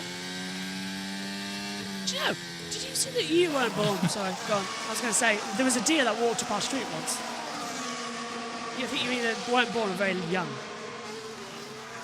Anyway, back to the action at the front. I was just going to say, Josh. You know how Lando Norris bumped that wall? Yeah. You know, right rear contact and all that. Well, he's just gone and set the fastest lap of the race. Oh, okay. And we're now into the 134s. 134.925. So if that has any brush of lack of confidence, no thanks, says Norris. Just lights up the timing screens. Why not? How's he done that? Mega lap time there. He's upped his gap as well. Yeah. Now Well, mute. 25.887. Mute me. I can't believe this race right now. 14 laps to go here in Singapore. You can vote for your driver of the day at f1.com/vote. That closes with 2 laps to go. Past Raffles Hotel, over the Anderson Bridge, into turn 13, then down towards turn 14 at Connaught. It's what it's apparently called according to... there's Leah Block. Williams driver, Academy and F1 Academy driver this weekend. Also in the GR3s in British racing. I'll hopefully defect to you there, Kieran, because I'm assuming you would have called some racing there. So, full concentration now. Take a drink. There you go. Well, have some champagne. Well, we've got on ice for you for 12 laps. I presume that you've commentated on the block trackside a lot because you've worked everywhere. No, funnily enough, no, I haven't. Oh. Are you doing Brands Hatch at the end of the year, by the way? I haven't been to Brands Hatch once this season. I'm not due to go there this season. Oh, right. Not once. But hey, it happens. I've been to plenty of other circuits. It's great fun. And riding over the shoulder here of Charles Leclerc, he has done a great job of closing the gap on Lewis Hamilton. 1.5 seconds now with 13 laps to go. 12 and a bit if you're picky. And Leclerc here will, I'm sure, see if he can find a way past a Lewis Hamilton who already has relayed to his team that he's going to be a bit of a sitting duck at this point in the race. Perez has had 2 lap times deleted in as many laps as well. Yeah, lap 46 and lap 48. So he's in trouble. So if he gets one more, he'll get a 5-second time bonus. So watch out for that for Checo. As we take a look, I thought that was Alonso for a second. It really is hard to tell the Mercedes apart from the Astons this weekend with that teal livery. Down we go. Hamilton defending well. Leclerc's 6/10 behind, so there is another DRS on the start-finish straight. Stroll passes Magnussen. How they're making moves today, not making accidents, I don't know. I don't believe this. We're going to be in for a safety car free race. Oh, never mind. Magnussen's got a puncher. Kevin Magnussen has a puncher. Megan says, He's hit the wall. Where's that? Is that turn 7? Oh, he's got a long way to go. I think he's hit the wall. There's no markings on that rear left tyre. I think he's brushed the wall somewhere. I reckon you're right. He won't get That could be on the exit of turn 5. Here comes Leclerc on the inside line. Hamilton into turn number 7, and he gets through. Leclerc moves up, and that could be critical. Where's Magnussen? Over the Anderson Bridge now. He's doing fine. Well, he's got so far to go. He's got so far to go without the tyre completely falling apart as well. He's got to keep that tyre intact if he can. Maintaining before speed. He gets it back. Otherwise, there's going to be bits of debris across the track. That probably would bring out at least a virtual safety car, if not a full one. So we'll have to definitely keep an eye on Magnussen there. There he is. There is Kevin. Now he's keeping it slow. No local yellows at the moment. But surely... Okay, I need to see what type of puncture this is. Is it carbon? It's just gone. Let's have a look. Here we go. This is turn 5. Yeah, it's just like where I thought it might have been. I think he's hit the wall on the outside here. Let's have a look. Bang on. Bang, there it is. Okay. There it is, and that's what gave the puncture. Okay, so he can survive with that until he reaches the pit lane. So that is probably the easiest one to survive on. Where is he? Yeah, he's coming down to 16. So he's got it back, and a well done, Kevin Magnussen, to keep that going into the pit lane there. Such a long lap here in Singapore, and Sainz coming up behind him. Sainz gets through. Okay, so he should do it. Well done, Kevin. I'm going to have to hit him after this. How are these tyres for a restart?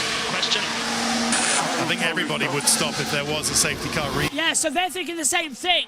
Puncture territory coming. Is it going to deploy safety cars? Magnus is in the pit. Megan. He's coming up to it. Magnussen's boxed. Magnussen has got into the pit lane. So Magnussen is now safely out of harm's way. Right. Kevin, remember when you came in and you said you were here to do something? Could you actually do it, please? Magnussen comes in. He hasn't damaged the floor either. Well done, Kevin! I must admit, credit where credit is due. How many more, though, are going to risk it?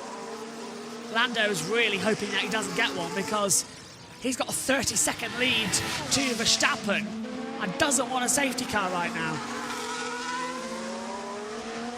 I think if anybody's tyres are at risk, it's Hamilton's at the moment. I mean, he's on 30-odd lap old hard tyres. I mean, 35 lap old tyres, I think, at this point. So if any tyre is at risk, it's Lewis's at this moment in time. Russell. I have understeer and I have oversteer.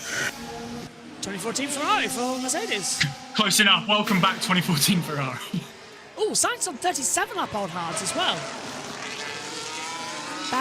Balance is off, yeah. Charles risking it like crazy. Well, this is going to be quite entertaining at the end of this one as they try and come through. Max Verstappen's car's pulling to the left. To the left, to the left.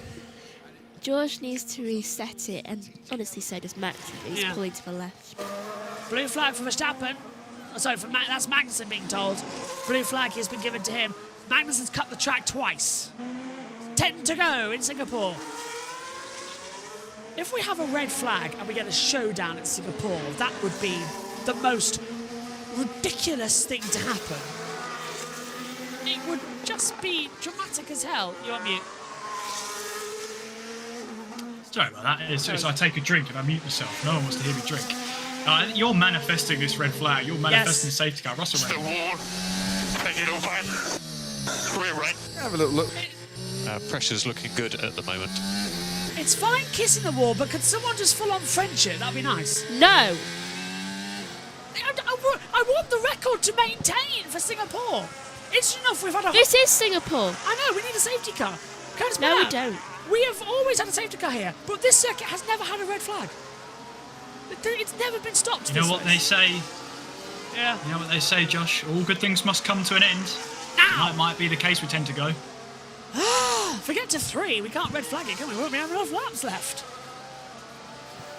It's something when I'm the one who's the voice of reason. Yeah, that is. Yeah, well, you're real. You're from the game. Let's have a look then. Max trying to lap Kevin again. Still can't find a way through. We would like to assess the performance of the softs on the curbs, says Kevin. So Kevin being told there he'll be lapped. Hulkenberg can be lapped now as well. That's actually for position. That's Perez on the back of Hulkenberg. So they're closing in together as well. 10 to go as they enter turn 1. So yeah, okay. Norris, by the way, still faster than Max on that last lap. Let's hear from Charles. Russell P1, 36.6. What do you mean Russell P1? I meant Norris, but I didn't want to speak in the corners. I don't care about Norris, give me Russell. Leclerc's getting confused right now on the radio. I think the engineers just misquoted there. Charles must have been thinking then, where am I? What Grand Prix is this? Are we in Austria? I can't hear Kieran. Is that my fault? Oh, there you are. Hello. No, it's because I'm not speaking. There I am. Right. Kevin Magnussen's just at the fast lap of the race. 34.7 on those brand new soft tyres. Here's where Russell's potentially hit the wall there. He said rear rights. This is coming out of the turn 9 there, and he's just drifted over. That's quite a... I think that's just a lack of concentration there at these latter stages. And whilst it is absolutely... This is the race that's pretty much closest to an endurance as you can get. The high temperatures, high humidity, the absolutely insane cockpit temperatures as well. It's easy to lose a little bit of concentration just at the vital moments. And Russell just drifting over there, I think that would have just jolted him back into concentration, back into it. You can see though, on the outside now of turn 5, there's bits of what would you call that? Bits of advertising board that are now strung across the track there. Luckily, they're on the marble side of the track, but at the moment, yeah, something to keep an eye on. Lot of mess down here at turn 7. Way up. Leclerc twitching. Oh, for God's sake, he's nearly in the wall. And Russell's twitching as well. Tyres starting just to give up. Leclerc is pushing hard. Let's hear from Lando Norris. Just chill out, bring this car home. There's your... Don't set the fastest lap. This is unbelievable. 30 seconds in Singapore. What is Lando Norris? That's where the man was, just there. Why do 2 people have fastest lap? Top 10 and out. It's the first time I've seen that, actually. Norris has the fastest lap, but Magnussen has it too. But Magnussen hasn't been classified for some reason. He's also slow. Yeah, I think he's had his lap time deleted, is why. Yes, you're right. Yeah, he has. Yeah. So that's why. So Lando Norris now gets an extra bonus point back. 26 now on the board. Confirmed. Magnussen lap time deleted. So, okay. On board with Perez, shaking up Hulkenberg. Colapinto's just behind as well. He's going for points again. Of course, one thing we didn't mention in Azerbaijan last week, we will mention now, is that Ollie Behrman became the first driver in Formula 1 history to score points in his only 2 races, but also with 2 different teams in his only 2 races. The only driver to do that. Point for Ferrari, point for Haas. Nicky. It's 6 for Ferrari, 1 for Haas, and he's still ahead of Magnussen in the standings. I was going to say, that's an astonishing stat, because I thought Fangio did in the mid-50s, because he switched over to Mercedes, did he not? Halfway through the season? Yes, still won the title. Yeah. Maybe he didn't score any points. Maybe that's the case, but hey-ho, Perez then, looking to see if he can try and find a move down the inside of Hulkenberg, but the gap's not there. Hulkenberg's done a fantastic job in defending here. I think this highlights the point as well, how difficult it has been to overtake around this Singapore circuit. Yes, they've added another DRS zone, but it hasn't helped the overtaking. The dirty air here has been king. Hulkenberg snapped massively out of 13, almost whacked the wall. So he's really pushing all it's got. I wouldn't be surprised if it's Perez and Hulkenberg that calls the yellow, you know. 7 to go. Perez on the inside! Right, I'm not manifesting that, but that was almost a massive accident. Perez decided to just dive bomb Hulkenberg. Just stop saying words. He did it to Albon. He's done it to Yuki Tsunoda last year. I'm not against him doing it against Hulkenberg. Yeah. The heart's been broken before. It's ready to be broken again. Also, Megan, if I start saying anything, it makes my job a bit redundant. These have come through. Perez desperately. Colapinto's catching up this little battle, you know, as well. Now he's gaining inside the 10th. There he is. At the line, 1.093 behind Perez. He'll have DRS soon if these two continue battling. This has been the story of Perez's race, hasn't it? He has not been able to find a way past Hulkenberg at this point. At any point in this race, he's not been able to pass the car ahead, and this is a worry for them with 5 laps to go, or 5 and a bit if you're picky. There's a little twitch from the Red Bull coming out of the 5th corner there. Once again, DRS from Sergio Perez, but he cannot find a way past Nico Hulkenberg. It'd be Anderson if anywhere. How about these two options? A, Lando manages to get past the finish line at the end of the race, and then there's an accident further back in the field. Wouldn't deploy the safety or car. B, 2 seconds. Seconds. Just a reminder how tricky the following effect is. Oscar struggled going through 3 cars. Be careful. That's because Norris is coming up behind Colapinto, Perez and Hulkenberg. or 3, no, not 3, or B, the safety car does get brought out, but it's Verstappen's fault. B, because it changes the championship. Max needs a DNF for Lando to catch up in the championship hunt. He does. It's possible, but it's not going to happen here. Also, I think this is going to be the quickest we've ever finished. We've done 90 minutes. It's been a normal Grand Prix.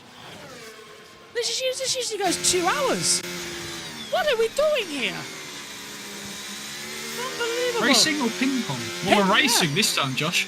I'd rather be doing ping pong if we meant that way. Well, to be fair, I'm glad it hasn't gone 2 hours, because I've yet to have any food today. So I'm sort of just tilting on needing something to eat. So I'll have a pancake, and then I'll have the last race of the day. And then a big meal, I reckon. It's a chicken meal, isn't it? Chicken sunny there, brilliant. There's SG, the Singapore, the global building. It's actually a helicopter pad as well. Where the hell? Bert Mylander may as well resign at this point.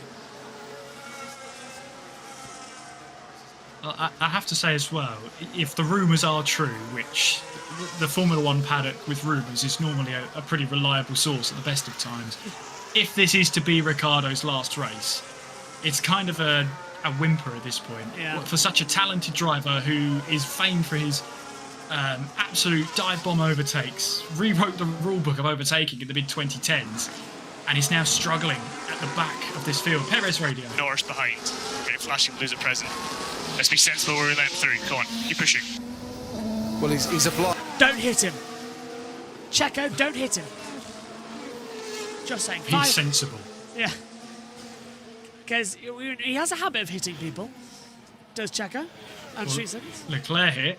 Leclerc closing on Russell in these closing stages with 5 to go. As Leclerc on the fresher rubber. He's been closing Russell lap after lap after lap. And for Leclerc here, best case scenario is going to be 4th place. And you just know he's going to throw everything at this to get a 4th place spot in this race. Here we go. Russell's going to go defensive. Let's have a replay. This is Lando Norris. Getting ahead, and he's gone off the track. Lando off the track, trying to get ahead of Franco Colapinto. So Norris struggling, and Colapinto almost went back up on him. Now Leclerc's got the DRS on Russell, down in towards turn 14, but he's too far back to do anything. This is the case the entire race. Murray Walker got it right. Catching is one thing, passing is quite another. Yeah, especially around the streets of Singapore, we found out tonight. It is very difficult to get an overtake done here. Even if you're on the fresher tyres right now, it is quite difficult to make that move happen. It was all going to be decided in the pit stops. It was all going to be decided by safety cars, but we haven't had any safety cars. It's all been the battle of the pit stops. What we've had is another Monaco, where it's been, battle of the pit lanes, battle of the pit stops. Unusual for Singapore, that usually gives us so much more. It has not today. Russell touched the curb, downshifted an extra gear. That allowed Leclerc to get super close behind him now as we come into the stretch, down towards turn 4 and 5. Back on the throttle. open it up again. What are we going to have this time around? Is Leclerc going to find a way through? Russell thought about going defensive. On board with Leclerc. He's going to go for it. No, he can't. Thought about a move on the inside of 7. Into 8, nothing there. 3 to go. 3 to go. And, you know, at this point, time is slightly running out for Leclerc. He knows he's got the pace advantage. He was 2 tenths quicker than Russell on that last lap. He has to try and make this move stick now. For Russell, he just has to make sure he keeps it all clean, all together.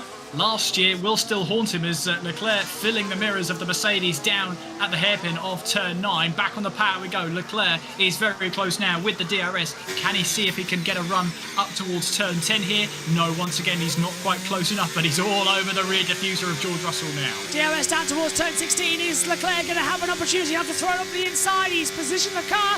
Russell's so much faster on the straights though, but he's poor in the braking zone. That's where the Ferrari's catching up. Nothing going on there. I think Norris has passed Perez. He has. Norris passes Perez. So nothing going on there. Over the start line again though, and Leclerc's fighting that Ferrari. He was really fighting that Ferrari through the final couple of corners. Sainz was bitten by that on his warm-up lap there. Magnussen told to box to retire the car. So perhaps there might have been some suspension complications there. Danny Rick's out too. Danny Rick has been told to box as well. Whether that's just for a tyre change, I'm not sure. But Magnussen is out of the race. Danny Rick's in. He's going to end this race. Possibly his last ever in Formula 1. Last. That will be a shame. I heard some wheel spin there. Yeah. I did hear some wheel spin. They're sending him back out. So Ricciardo may be going for an attempt at fastest lap of the race with a fresh set of softs. Yes, he's on. I can't tell what he's on. Hang on a minute. He hasn't updated yet. It still says old soft. I think he's coming for a problem. 3-lap old softs. Yeah, Ricciardo's so he's going for a lap attack. There's Kylie Minogue to wave the checkered flag. And Leclerc is all over the back of George Russell. This is going to be all over again. Russell can't get the DRS on the inside line. Down now towards 16 and 17. He's losing 10th massively. Can't get the drag. Nothing there. Let's hear from Shell. They have a very good traction again. He needs to try and... Yeah. McLaren has so much better acceleration. Where's Lando? Turn 10 ahead of Hulkenberg. So we're getting ready for the last lap. So still going to have the attacks through together. Lando Norris is just doing fantastic. Could be the chance this time around though for Leclerc. He's had a really good run through the first sector. Opens up that DRS now, and through the slight kink of 6, down towards turn 7 we go.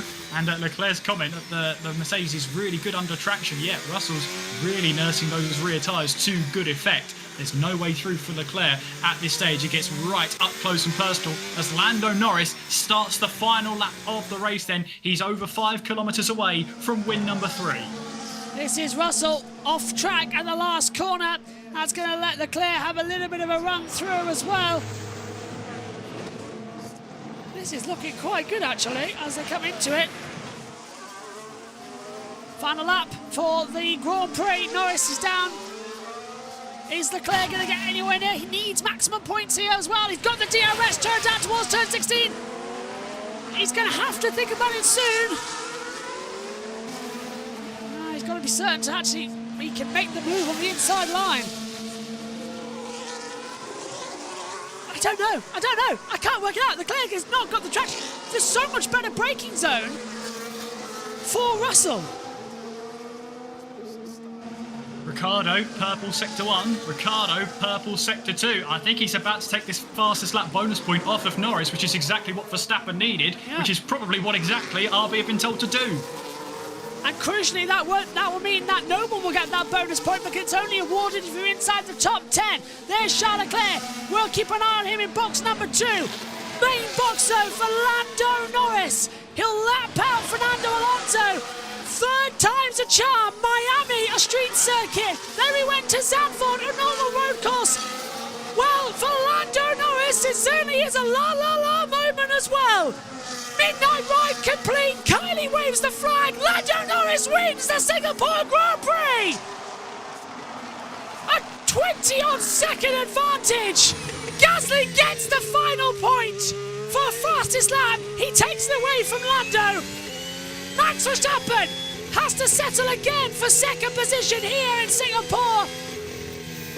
Another second place to go along with 2018. Oscar Piastri gets another podium, coming in third position. We'll follow that, but can Leclerc get fourth for Russell? 6/10 at the moment between the two. 5/10. Piastri takes third. Well done, Oscar. But where is Lando? So where is Charles? Where is George? Here we go, down towards turn 16. Russell's too far ahead. Leclerc locks up. Hasn't done it. He's accepted his fate. George Russell finishes fourth in Singapore. Fifth for Leclerc. Hamilton will come home in sixth. Sainz will be seventh. Alonso, Hulkenberg gets points. Perez in 10th. Colin Pinto was 11th. Sonoda, Ocon, Stroll, Zhou, Bottas, Gasly, Ricciardo, and out was Magnussen and Albon. Lando wins! Well, mate, good job. Yeah, lovely job. Amazing car weekend. Thank you very much, everyone. One of many more. Let's keep pushing. The quickest ever Singapore Grand Prix at 1 hour and 43 minutes. What a race, Kieran. It was good, wasn't it? Yeah. I enjoyed that. Plenty of talking points there. Not much overtaking. It was a race that was really decided in the pit stops, but everyone playing a game of chicken as to who could leave it latest. No one wanted to be overcut there, which was proved to be critical at that point. But yeah, Max Verstappen, best case scenario for him today, getting that second place. Ricciardo did get the fastest lap of the race there, so he takes that bonus point away from Lando Norris. Verstappen, well, Max, you got every ounce of performance out of that today, so yeah, 8 points down to Lando. So you've driven a very strong weekend. And your old pal Daniel picked up a fastest lap at the end as well, mate. Thank you, Daniel. Yeah. That might be enough to keep Danny's seat next time out. What do you reckon there, Kieran? Is that the goodbye, Daniel Ricciardo? Yeah, that could be Ricciardo's parting gift to Verstappen there, I think. RB may be told to do that, but there we go. But there we go. So the gap now comes down to 52 points between Verstappen and Lando Norris as we head in towards the closing stages of the season. There it is, confirmed. Fastest lap of the race, Daniel Ricciardo, 1 minute 34.486 then, so no bonus point for anybody, because as Josh already said, the bonus point is only awarded to someone with the fastest lap if they make it inside the top 10. I've put my race-worn Lando Norris hat on. So let's hear from Oscar Piastri in third. Yes, let's go. P3. Well done, mate. Really good. Thank you. Well done on the strategy. Worked out nice. And enjoy a little break. Yeah. Into the autumn break. Turned out nice again. Megan, we'll let you go now. What do you make of that race? 3 things. Actually 4 things. Very good. This is the first time that Leclerc has not finished on the podium when Lando has won. Right. This is now the 5th victory for McLaren in a row, and they are swapping, it seems, every single time. Like, Lando gets a win, Oscar gets a win, Lando gets a win, Oscar gets a win. And Danny Rick has been teammates to both championship leaders, so he's really just made his choice there. That's true, yeah. Doing what he does to keep his seat. And that's me. I'm going to finish this, and then I'm going to go and sleep. Well, I'll let you go off the broadcast now. Thanks, Megs. To come into this one, we'll hear from the top 3 shortly. And Omi will be getting ready with his camera to take us with the outro from this one. And he'll join Kieran and myself in post-race discussions. We'll let Omi do it all and I'll get a break. There's the most useless car in Formula 1, the safety car. Has not been deployed in, well, let's see, Canada was the last one. So that's Spain, Austria, Silverstone, Hungary, Belgium, Netherlands, Italy, Azerbaijan and Singapore. 9 races. We have now not had a safety car deployed. The most in F1 history since the safety car was introduced more in the 1990s. Kieran, this is getting insane now. Most in 15 years. This is... the cars are reliable, but the drivers are becoming reliable. What's happening? Well, this is the thing, isn't it? You know, the safety car, yes, it can be used for stricken cars that are broken down, but it can also be used when drivers hit the wall and they need to be recovered. And the fact that we haven't had a safety car now, and what was that, 8, 9 races you said? Yeah, there, that's 9. That just shows you that, yes, the cars are getting more bulletproof. If they're not bulletproof, they can make it back to the pits.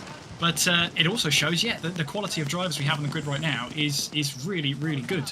And that's only going to improve from next year as well, I think, with a couple of rookies coming onto the grid with some big promise behind them.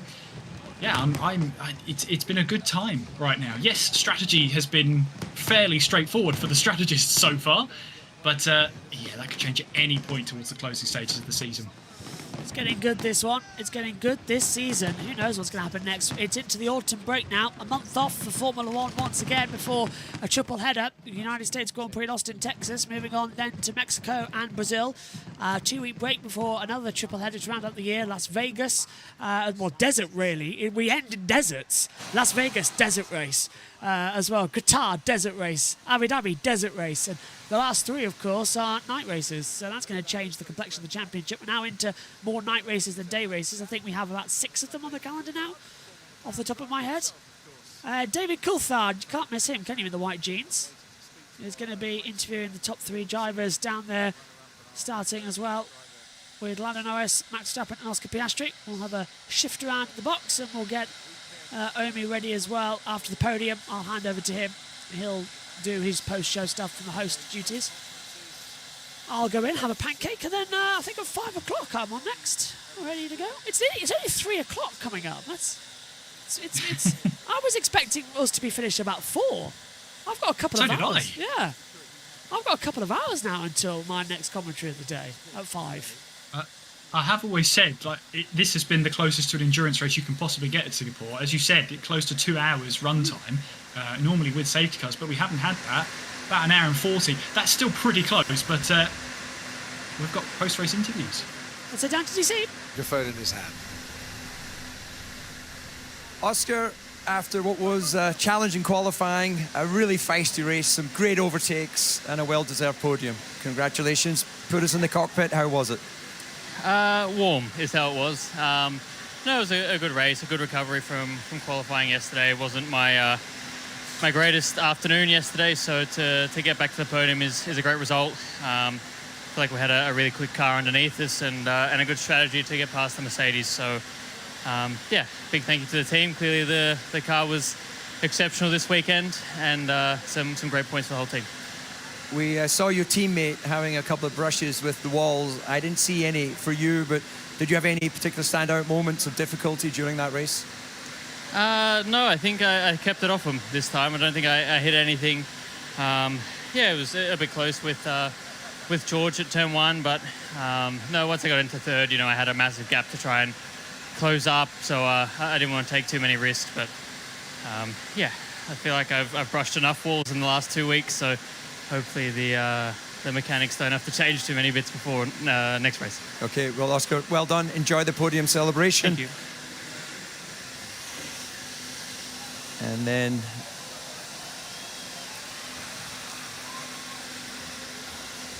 now our second place finisher, Max Verstappen. The sweat on your brow shows just how hard you had to work in that Grand Prix. Lando was in another class this race. Tell us, your Grand Prix, you had a difficult start, very close with Lewis at the first corner, and thereafter it was a fairly lonely race. Yeah, I think that's pretty much my race, just by myself. Yeah, trying to do the best I could, trying to manage my own pace to the end. I think the first stint was a bit difficult for us, quite a bit of tire degradation. Second stint was a bit better. I was a bit more comfortable as well. So yeah, that's, I think on a weekend where we knew that we were going to struggle to be P2 is a good achievement. Of course, we're not happy with second. Now we just have to try and improve more and more, and that's what we'll try to do. with Daniel Ricciardo getting the fastest lap right at the end, that meant that the point swing is now 52 points, where it could have been 51. It's being ebbed away, your championship lead. Yeah, it is, but this also can change very quickly again. So we just need to keep on trying, keep to, of course, at one point try to overturn it a bit. You know, not always finishing behind, but we'll see how that goes. And physically, we can see the sweat on your brow. As I presume you're so through. Just how tough was that race? It's always tough around here, warm, and a very long race in general. So I'm looking forward to a bit of rest. Okay, well, enjoy that and enjoy the podium.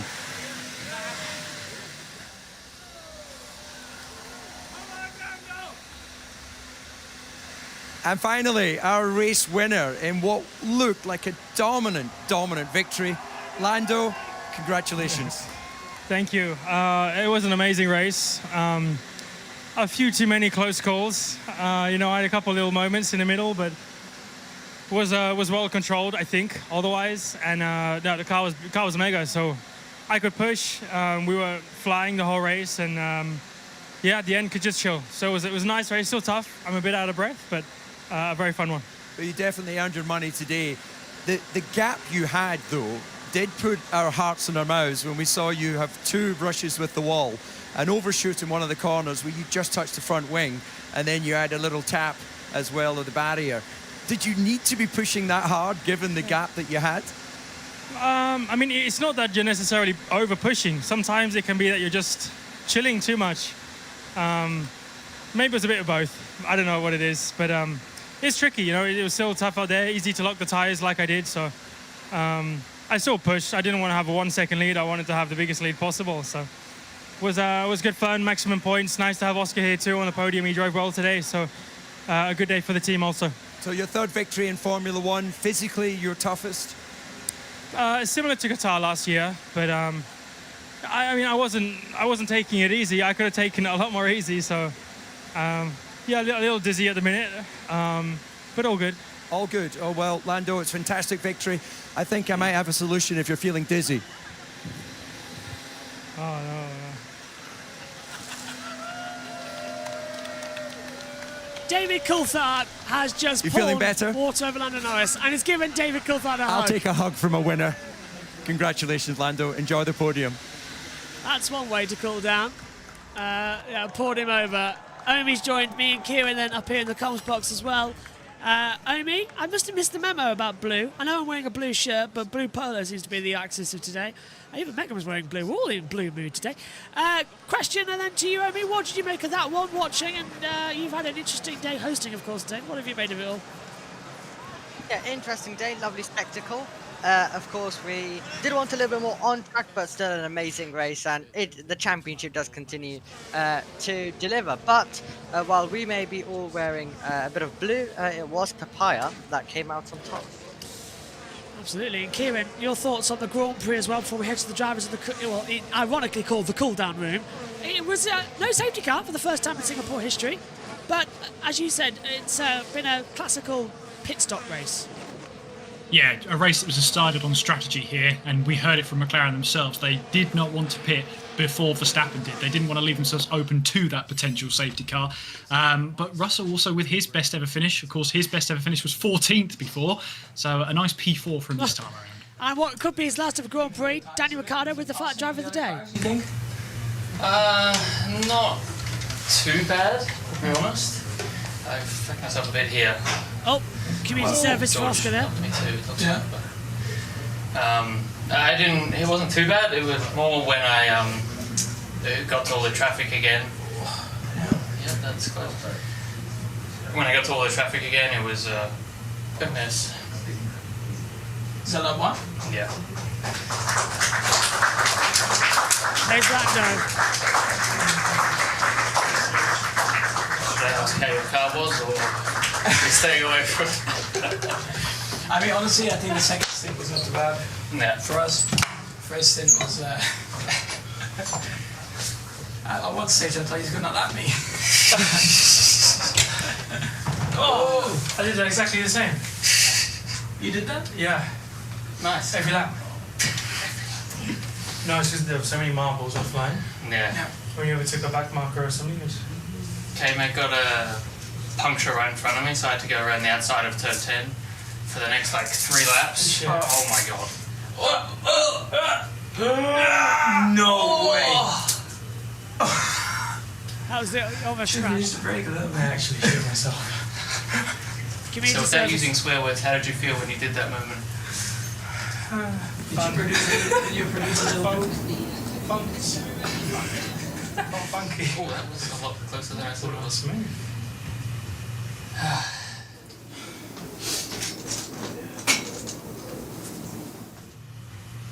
I nearly spun after the line at turn 1. Well, that was interesting. Oscar interviewing Lando almost there. And that was nicely done, actually, between the two. I must admit there, Kieran, Max was more shocked, I think, that Lando nearly crashed and got away with it and won by over 20 seconds. Yeah, well, you'll be able to see Max's reaction, I'm sure, on social media there. No way, he says. And quite right. I mean, Norris has got to, if there's one thing Norris has today, he's got to improve on those little mistakes. He did mention about how much rubber and how many marbles were off the line, so when he came up against back markers there, but he did that once and it failed him. But yeah, he's got to learn from that and improve that for next time. On to the podium then, Oscar Piastri gets his 9th career podium in Formula 1. McLaren get their 520th podium combined in Formula 1 between the two. Max Verstappen, podium number 110 in Formula 1. And then coming on as well for Lando Norris, his 24th career podium and his 6th Grand Prix victory. McLaren's 187th victory in Formula 1 for both him and McLaren.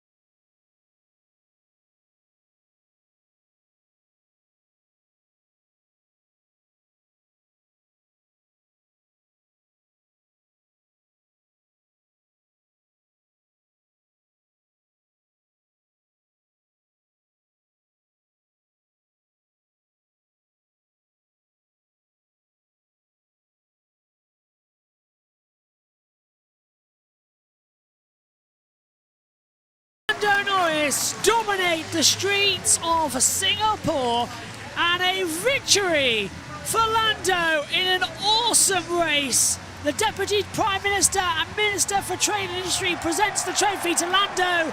Victorious, once, twice, 3 times a winner in 2024. And not Mohammed Ben Sulayem presenting the medal on the podium.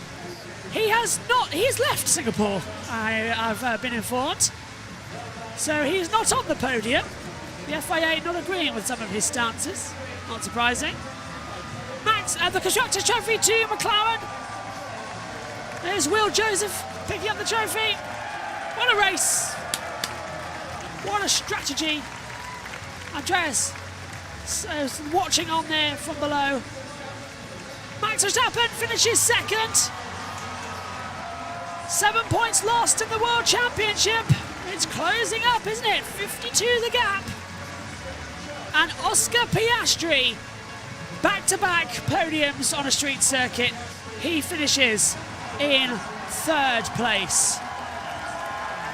And now, after the toughest race of the entire season, there's only one thing to do to refresh. It's champagne time! Formula 1 goes into a month-long break. 52 points with 6 races and 3 sprints remaining. It's Lando Norris versus Max Verstappen for the world title. America beckons. A circuit to do Battle of the Americas. Join us in a month's time. We can't wait. McLaren having the gumption at the front. Red Bull on the back foot. It's going to be a classic end to the racing season, Lando Norris wins in Singapore. Game on in Formula 1 in 2024. A superb drive for Lando Norris to dominate that race, but a couple of moments only, it looked like, where it could have been going a different way. But Norris leaves victorious here in Singapore, going into a little bit of a break for Formula 1, and it's a great way to go into a bit, and it's a great way to go into a bit of a break as well. Great confidence for him, and he looks to continue that into the races in the USA as well. It's going to be 2 triple headers. It's going to be all action. And Kieran, great drive from Lando Norris today. Yeah, I think on the whole it was a great drive as well. A couple of mistakes from him when he was leading by quite some margin, so he's got to brush up on those. But otherwise, yes, really good pace from him all weekend, really. So yeah, he's happy with that. But I think Max will be happy just the same, because at this point he only has to finish in that runner-up spot. He only has to finish behind Lando Norris by 1 position every single race, including the sprints. He will wrap up this driver's title. So although Red Bull might be slightly on the back foot, McLaren will be needing Piastri more than ever now. Piastri recovering from that qualifying to finish in 3rd place on today was a good drive, but they're going to need Piastri to finish behind Norris for the next 6 races. They need him now more than ever if they want to wrap up a driver's title. But Max Verstappen, we know how talented he is. We know how ruthless he is as well. This title's not done, not by a long shot.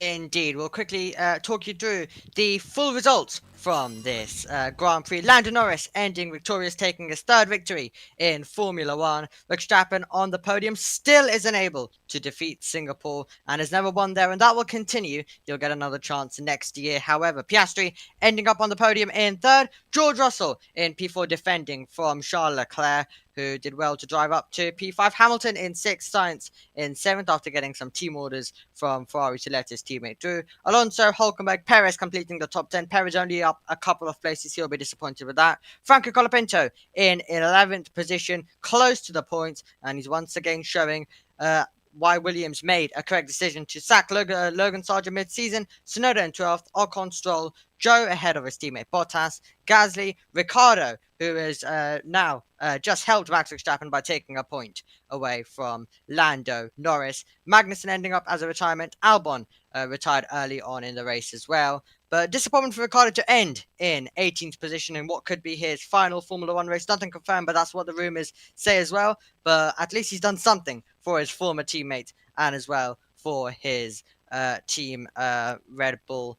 The Red Bull team that he's part of, and he gets the fastest lap as well in what could be his final race. So brilliant stuff from Daniel Ricciardo. Once again, brilliant stuff from Colapinto, and now he's shown, of course, Monza, it was a great performance as we saw, but he's now gone to Baku and Singapore, 2 circuits that he's not driven at, and he's performed there as well, Kieran. Yeah, and if it is to be Lawson to take over, he's shown he's very quick to adapt to the car, he's very quick to adapt to the track, so if he is announced to be the replacement for the USA, we'll have to wait and see. And yeah, what's going on with this sort of Red Bull stable at the moment? They've got Perez there who just could not make any overtakes work today. And that was a story for most of the field about making overtakes. You really had to have 20 laps fresher tyres in order to make an overtake work. And even for that point, for Charles Leclerc, he could not find a way past George Russell right at the end of the race, even though he had the tyre advantage. So it was a case today where overtaking was very limited. Because it was very difficult, it was decided in the pit lanes here. But yeah, if it comes down to it, the Red Bull stable, they've got plenty of drivers to choose from. If they put in Lawson in the RB, if that is Ricciardo's final race, do they transfer him out for Sergio Perez? I don't know. I can't see that happening, especially not before the Mexican Grand Prix, if that were to happen, which I don't think it will. I think they'll stick with Perez for the rest of the season and see what happens next. But it's a weird time to be Red Bull because you've got such a talented driver in Verstappen, and yet the second Red Bull seat just seems to be slightly cursed right now. It absolutely does. Lots of talented drivers waiting to also get an opportunity, like Isaac Hanjar, like Arvid Lindblad. He's coming up to Formula 2 next season. Both of them very talented. Josh is also still here as well, as he has just been able to take a deep breath after that race. Josh, we've seen how talented drivers like Lindblad and Isaac Hanjar are in Formula 2 and Formula 3 this year, so they could definitely also be a part of Red Bull's future. I think Lindblad's definitely needing another year in F2, but Isaac Hadjar definitely could step up. But would he risk leaving F2 now with the championship still got 2 races to go in Qatar and over to Abu Dhabi? I'm not sure, because I'd rather have the F2 title wrapped up and then go over there. But it's a tricky situation of where you want to go to. If you get offered the F1 seat, you don't want to take it away. But we've got a month now to try and figure all this mess out. If RB are smart, they'd bring someone in for the next 3 races, but when we get to Qatar and Abu Dhabi, they'll bring Ricciardo back in and just let the F2 decide F2 and not promote anyone up from there. I still think as well we're going to see a change around. I don't know who. I think Perez is. I agree with Kieran. I think Perez might stay at Red Bull now, but we're definitely going to see a change at something in RB. It won't stay the same. It can't after today's race. Yeah, absolutely. It cannot stay the same. They really need to start promoting drivers. If Perez is not going to perform, they need someone who's ready to step up alongside Max Verstappen as well. And if the Red Bull car doesn't improve, even Verstappen isn't secure for the future. Who knows what could happen in the coming years as well. Now, of course, we have the autumn break coming up. We have then 2 triple headers with Austin, Mexico, Brazil, and then Vegas, Qatar, and Abu Dhabi. So we have 2 triple headers coming up. Bit of time for these teams to work on updates, and Red Bull really do need to try and work, Josh, over this little break that they have. They really need to come up with some updates. It is the round that they've said that they are trying to come up with something for. So for Austin, they really need to try and come up with stuff, because Ferrari were a bit down today. We expect them to also be rocking up. They will be in there. So it's not, of course, all going to be Verstappen finishing second. Piastri's also going to have better weekends, as he's already shown as well. Same goes for Norris. He isn't going to always be up there, but Red Bull do need to try to turn it up, because who knows after the break who could turn up with some good momentum for the final 6 races.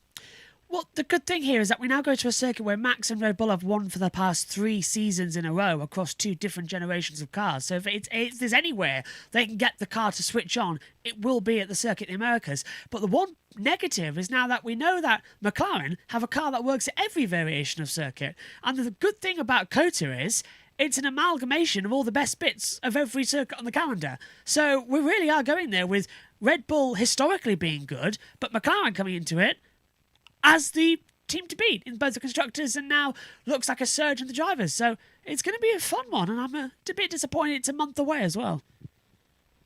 Yeah, there is quite a lot to wait. But once we get through the break, it's all going to come up very, very quickly. You're going to have 6 races in basically 7 weeks. So it's all going to be pretty wild to end the season as well. So cannot wait for that coming our way. So I'll go to Kieran in a second. So Josh, I'll wrap up with you quickly. Final thoughts on Singapore and this little part of the season ever since the summer break ended, and then up until now, and then looking ahead also to the final 6 races of the season. What a domination by McLaren. One off from Ferrari at Monza, but Ferrari had the better tyre strategy. McLaren, I still think, were the fastest there. I think we've definitely seen Red Bull thought they'd come back at Zandvoort with victories. They haven't. They've lost pace.